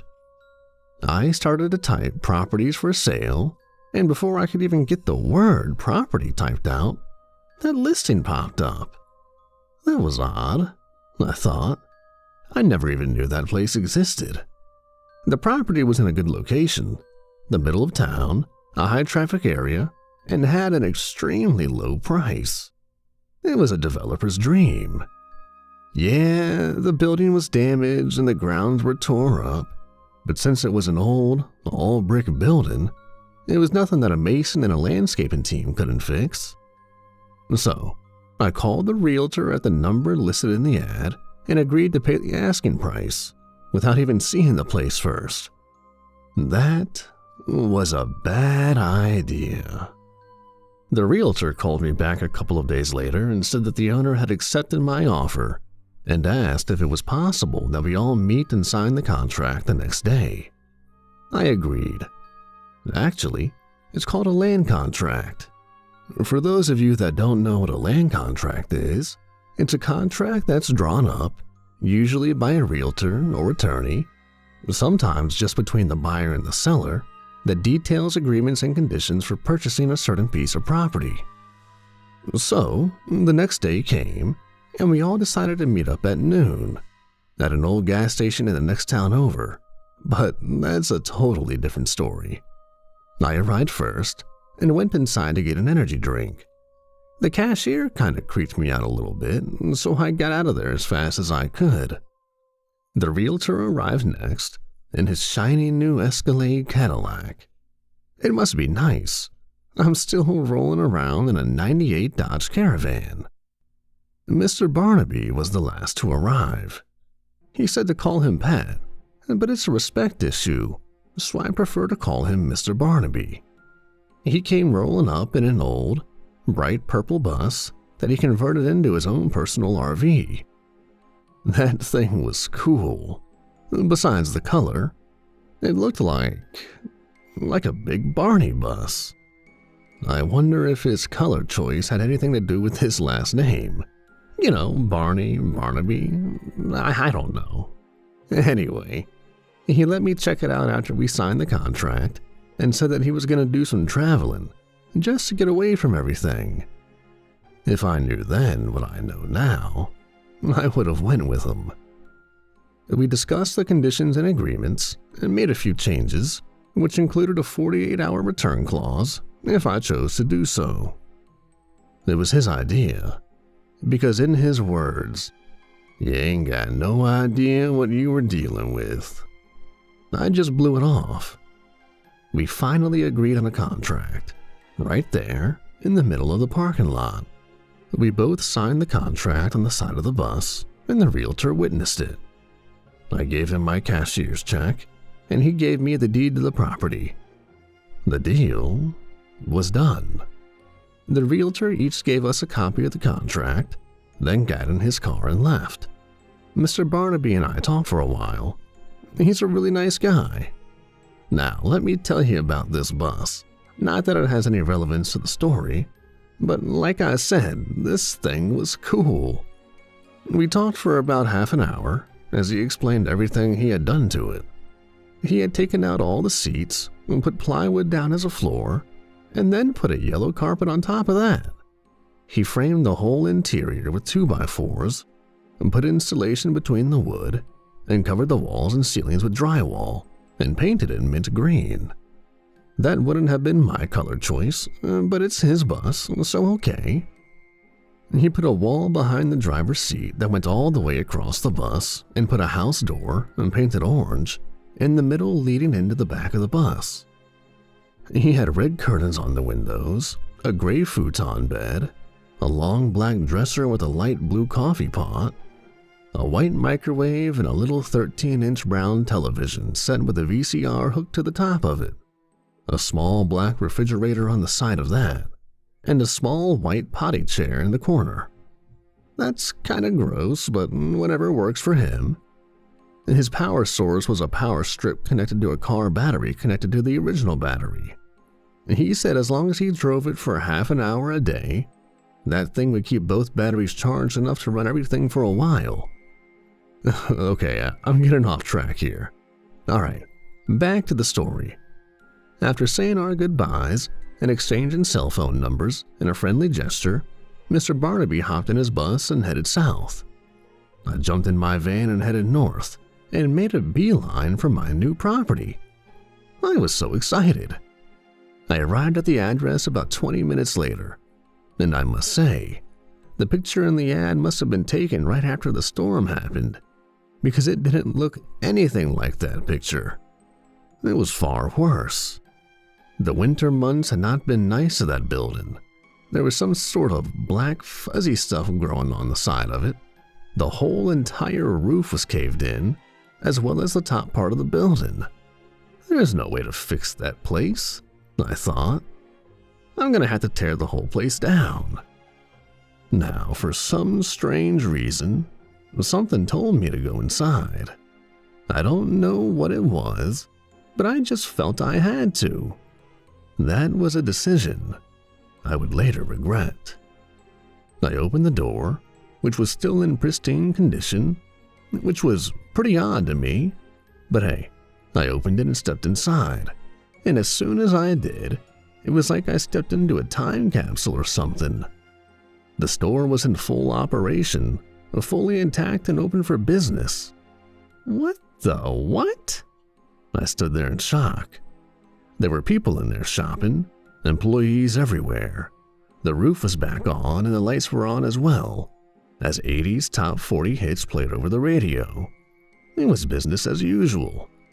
How could that be possible? I don't know how long I stood there just watching, when suddenly, out of the corner of my eye, at the entrance to the hallway that led to the bathrooms, I saw an old Indian medicine man dancing around and chanting. I don't know what he was saying, but he started making a pushing motion with his arms in my direction. After each time he did this, he would slap the front of his thighs and then do the pushing thing again. I'm starting to kind of freak out at this point. He did this about 3 or 4 times. Then I suddenly began to feel lightheaded, really lightheaded, and eventually passed out. I woke up, half submerged in this wretched-smelling, fungus-infected, freezing cold water. I opened my eyes to see 5 Native Americans in a circle staring down at me. It looked like that straight out of Compton album, except with Indians. Yeah, I'm a huge Ice Cube fan. I've got all his albums and seen all his movies. But I must say, that day was not a good day. I closed my eyes and screamed as loud as I could. I opened my eyes once again, and they were all gone, and so were all the people, in a beautifully pristine store. What the hell just happened? What the hell is going on here? I laid there on the floor, which was covered in about a foot of this nasty, wretched water, and staring up at the sky, because the roof was no longer there. I get up to see the interior of the building totally demolished and fallen around me. Light fixtures hanging by their wires off of steel beams. And twisted chunks of metal laying in front of me, being only what I can assume were cash registers. Pieces of wooden shelving floating in the water. Cans and bags of all kinds of different product floating in the water as well. I felt something hit my right thigh. I looked down and saw a severed hand. I jumped to my feet, screamed like I was losing my mind as I ran out the door soaking wet. 2 boys that looked like they were about 12 or 13 were riding their bikes past the building as I came out screaming. They crashed into each other as they stared at me running in my soaking wet white t-shirt and jeans. I guess I really gave them quite a show. How embarrassing. Anyway, I hopped in my van and called Mr. Barnaby and told him what happened and that I was invoking the 48-hour clause. The deal was off, I wanted my money back, and he could keep that damn place. I swear I could hear the corners of his mouth rising up to form a smile as he nonchalantly said, "All right, I thought you would." We agreed to meet at the realtor's office the next day, where I handed him back the deed to the property and gave me back my check. We shook hands and I left. I'm done with that place. I did decide to honor that agreement about writing down anything weird and strange that happened, because I feel that this story should be told. About 2 weeks later, curiosity got the best of me. I decided to make the drive back down there. I wanted to take a selfie with the place. That changed my whole attitude about the paranormal. I'm no longer a skeptic. That stuff is real. I drove down there and stood on the sidewalk across the street with my back to the building. I pulled out my cell phone from my pocket and turned on my camera app, reversed the camera shot, and took a picture of me with that dilapidated building in the background. I put my phone back in my pocket and hopped in the van and drove home. After about 2 hours, I finally got the nerve to look at the picture. What I saw terrified me to the point of tears.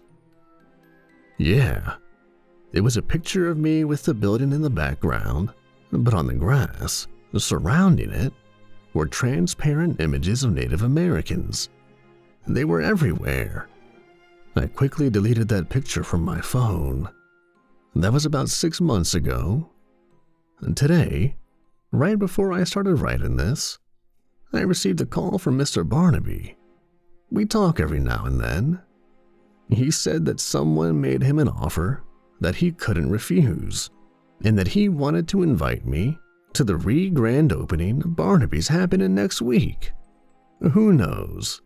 Maybe I'll go. Hey, all you creatures of the night out there. This is Mike on the mic, coming to you live from WRPM, your best choice for 80s rock, pop, and metal. Get it? RPM, rock, pop, and metal. Anyway, it's Metal Monday here on WRPM. You know what that means.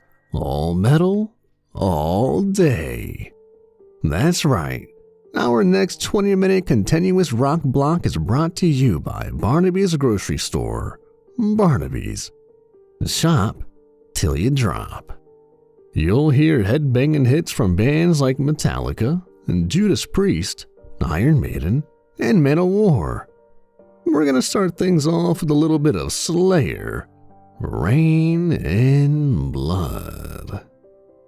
Okay, I'm not really a DJ, there is no WRPM, and there's no music playing.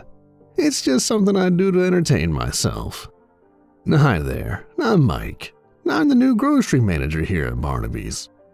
Unfortunately, the previous grocery manager was killed in that freak storm a couple of months ago, but that's a different story. May he rest in peace. Anyway, my dream job is to be a radio DJ. No, not the kind of DJ that you see in clubs, at parties, or at wedding receptions. An actual radio DJ. I know, with today's modern technology and apps like Pandora, iHeartRadio, Google Play, and Spotify, you can be your own DJ. But still, that's what I want to do. Anyway, as I said, I'm new here. I got hired on just as they were getting ready to restock the shelves for the re-grand opening. I used to work at one of those big-name grocery stores, but I got tired of being a trained monkey. They'd tell us what product to put where, what displays to build, when to take them down, and what time you had to get it all done by. It was way too micromanaged. But here at Barnaby's, I get to think for myself, use my brain a little. I like that. And hey, I'm not the only newbie here. There's Ryan, he replaced Tommy, who finally got his RN license and is now working full-time plus at a local hospital, or so I've heard. There's Justin, he replaced Jimmy, who finally got his dream job of working at the ASPCA full-time, like he always wanted. Stuart told me that. There's a bunch of new deli workers, cashiers, produce help, stock crew. We were all in orientation together. Ugh, that was the most boring 5 hours of my life. And hey, we've got a new assistant manager, Catherine. She says to call her Kitty, but that's a different story. Stephen told me that the old assistant manager fell in love with one of the carnies from the carnival last year and ran off to join the circus. Oh boy. Alright, now let me tell you. The new assistant manager can manage me any day. Yes, ma'am. Wait, did I just say that out loud? Never mind. Please don't call HR. Anyway, apparently she's real good friends with Mr. Barnaby. He's one lucky man. I think she's the previous owner of this property, but that's a different story. I was talking to her the other day while trying not to drool on myself, and she said that since she had people to run her theater, she thought she would help Mr. Barnaby out for a little while, even though the whole Indian burial ground thing still freaks her out. With just one look at this place, you can tell that Barnaby's an old store. We don't have any of those big metal gondolas to display our product like the big name stores do. Okay, now for those of you that don't know what a gondola is, it's a large metal fixture with adjustable shelving on both sides. It's used in grocery stores and department stores. Well, basically any store that has product to be displayed for sale. They're usually placed side by side, in rows about 10 feet apart, bolted together, as well as being bolted to the floor, thus creating aisle 1, aisle 2, and so on, like you see in stores. Like I said, we don't have any of those. We have large, freestanding bookcases placed back to back and side to side, creating our aisles. They're bolted together, but not to the floor, which makes no sense to me. Let me tell you what happened a few days ago at the grand reopening. I'll pass this on to Mr. Barnaby the next time I see him. Now, this place was looking sharp, thanks to the new investors. They completely funded the project to rebuild this place, back to the way it was, including all the antique registers, cold cases, freezers, lighting, floors, all of it. That's what Winston told me. He's a church guy, so I don't think he'd lie. Now these guys, these investors, they're a pair of brothers from New York. I believe their last name is Marconi, Macaroni, Rigatoni, something Italian. I don't know. Don't tell them I said that. They've got a bunch of associates that follow them everywhere. They built a rather large room off the back of the store, with a private entrance on the side and a door in the back room. No one, and I mean no one that works here, not even Mr. Barnaby, is allowed in that room. Unless you know the password, and there's always the same big, fat, refrigerator-looking guy with no neck standing at the door. Yeah, the kind of guy that you wouldn't want to meet alone in a dark alley. I've got an idea as to what they're doing back there. I'm not stupid. I've seen Scarface like 1,000,000 times, so yeah. Say hello to my little friend. I love that movie. Alright, back to the story. Like I said, this place was looking sharp. The floors were shining, the shelves were full. At least they looked like they were. It's something that people in the grocery business call frontin', but that's not important. We had a huge banner hanging right above the front entrance with the words "Re-Grand Opening" on it, obviously. Candy was in the merchandising booth outside giving away free t-shirts and keychains to the first 500 customers. We even had an actual radio DJ broadcasting the live event. Oh, I was so jealous. But he said he'd let me do a live commercial spot and said he'd talk to the station manager about me. So that was cool. It's a country station, but hey, you gotta start somewhere, right? Anyway, there were balloons and streamers everywhere. Deli and Produce were giving out free samples, and Jim from the meat room was outside grilling up hamburgers and hot dogs to sell to the customers. Breyers even donated 300 gallons of ice cream. They had a huge refrigerator truck set up on the side of the store, giving away free ice cream. It was mid-July, about 90 degrees outside. This place was packed.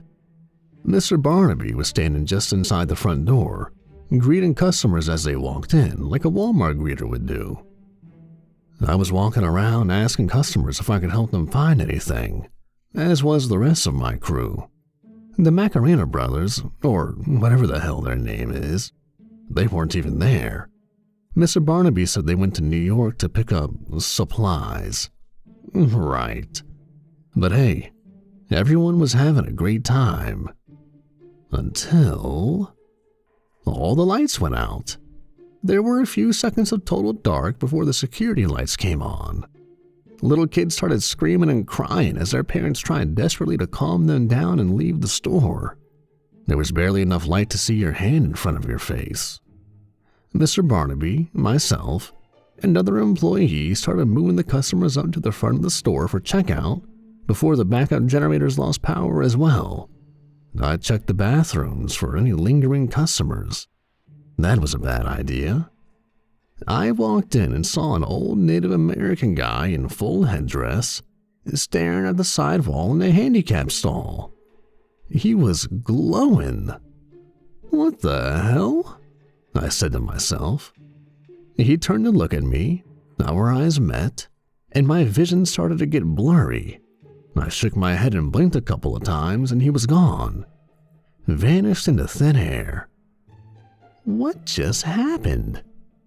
My mind raced back to the conversation I had with Catherine where she mentioned the Indian burial ground thing. I started freaking out. You mean this place is haunted? I screamed like a little girl and ran out of the bathroom. As I did, a foul stench in the air hit my nose and stopped me dead in my tracks. It smelled like rotten potatoes, nasty bud and death all mixed together. I had to count backwards from 10 just to stop myself from throwing up. In the dim lighting, I could see several employees and customers begin to vomit on each other. Several fights broke out, and people were throwing punches and vomiting at the same time. It was disgusting, but in a cool way. It looked like a cross between Rocky and The Exorcist. I love that movie. When Linda Blair's character pukes that green stuff on that priest, yeah, that's the best part. So, I stood there watching the fights. We're trained not to interfere, so I just stood there. After about 10 minutes, I couldn't stand the smell any longer and started to walk fast toward the front doors, trying not to get hit or puked on in the process. I soon realized I was walking in water. Oh man, I just paid $80 for these shoes. Anywho, aha, you see what I did there? You thought I was gonna say anyway. Gotcha. But seriously, I looked down. It wasn't just water. It was this nasty brown slimy liquid with chunks of sludge and what looked like, well, crap, to be honest. And it literally was. That must be where the smell is coming from. The sewage pipes must have burst and it's seeping up through the floor. I raised my head to see it quickly raising up through the tiles. All the fighting stopped as customers and employees realized what was happening and started screaming and running to the front door. They began slipping and falling in this mess.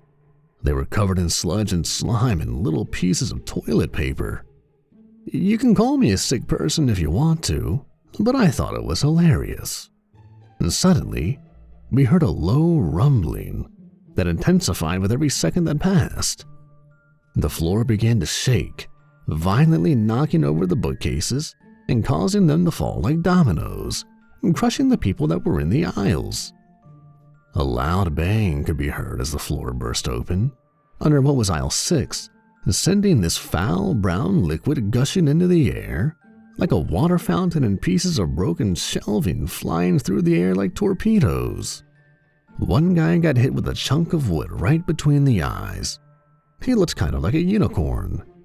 Yeah, my friends, it was raining crap, soaking everyone and everything in sight. Myself and a few others finally made it out of the front door, completely soaked. Mr. Barnaby was the last one out. He said a captain never leaves his crew behind. The cops, the EMTs, the coroner, and the hazardous waste team were just arriving. At the same time, too, which was pretty odd. They had to wait until the geyser of crap died down to enter the building. The sewage was coming from out under the front door and out into the street. The hazardous waste team began pushing it back with large brooms. They made everyone that survived and take one of those chemical killing shower things. I think they're called decon showers, but I'm not really sure. The cops taped off the area as the EMTs tended to the injured. The hazardous waste team suited up in their hazmat suits and went inside to look for survivors. There weren't any. The hazmat team started carrying out bodies in special hazardous waste body bags. There was 9 of them. The coroner loaded up the bodies and left. So did the EMTs. The cops took our statements and started their investigation. Mr. Barnaby, myself, and a few employees and customers hung around to see them clean it up. The hazmat team called in their tanker truck to suck up all the sewage. They had this long, hose-like thing connected to the truck.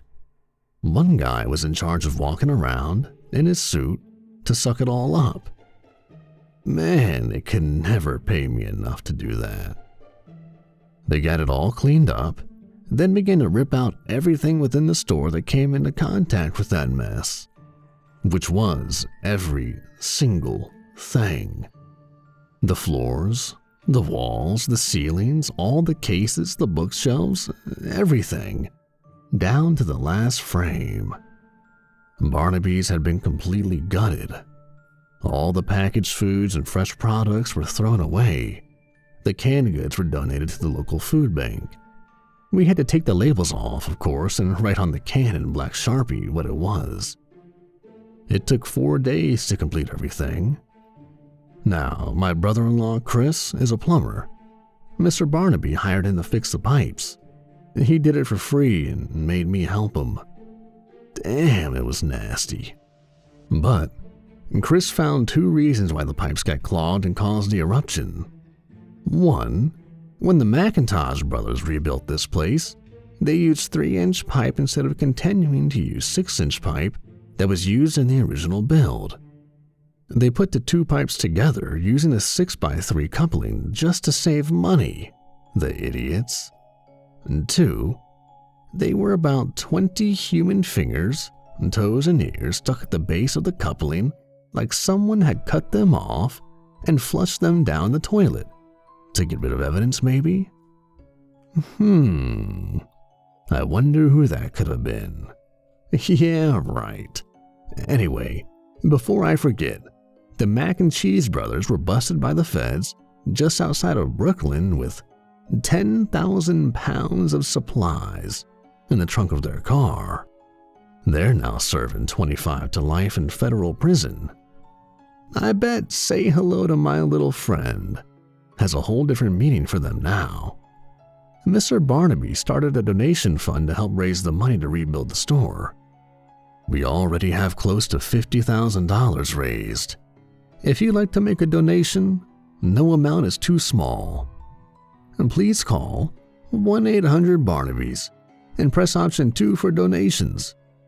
Oh yeah, the DJ we had covering the re-grand opening did a live play-by-play as it all went down. He got promoted to the big league station in Cincinnati because of it. Best you can't guess which one. So, the station manager just called me, and guess who is replacing him? That's right, me. I start tomorrow. So, this is Mike on the mic, signing off. In closing, I'd like to remind you that 2 wrongs do not make a right, but 3 rights does make a left. Think about it. Good night, everybody.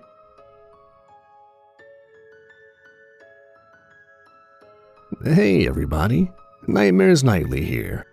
I just want to take a minute to thank everybody for listening. This is part 1 of a 2-part series. And if you'd like to help the channel out, leave a like, comment, and share this video with someone you think might like it. And a big thank you to the author of this story, the mind of Mikey, aka Mikey Z. And as always, thanks for listening, everybody.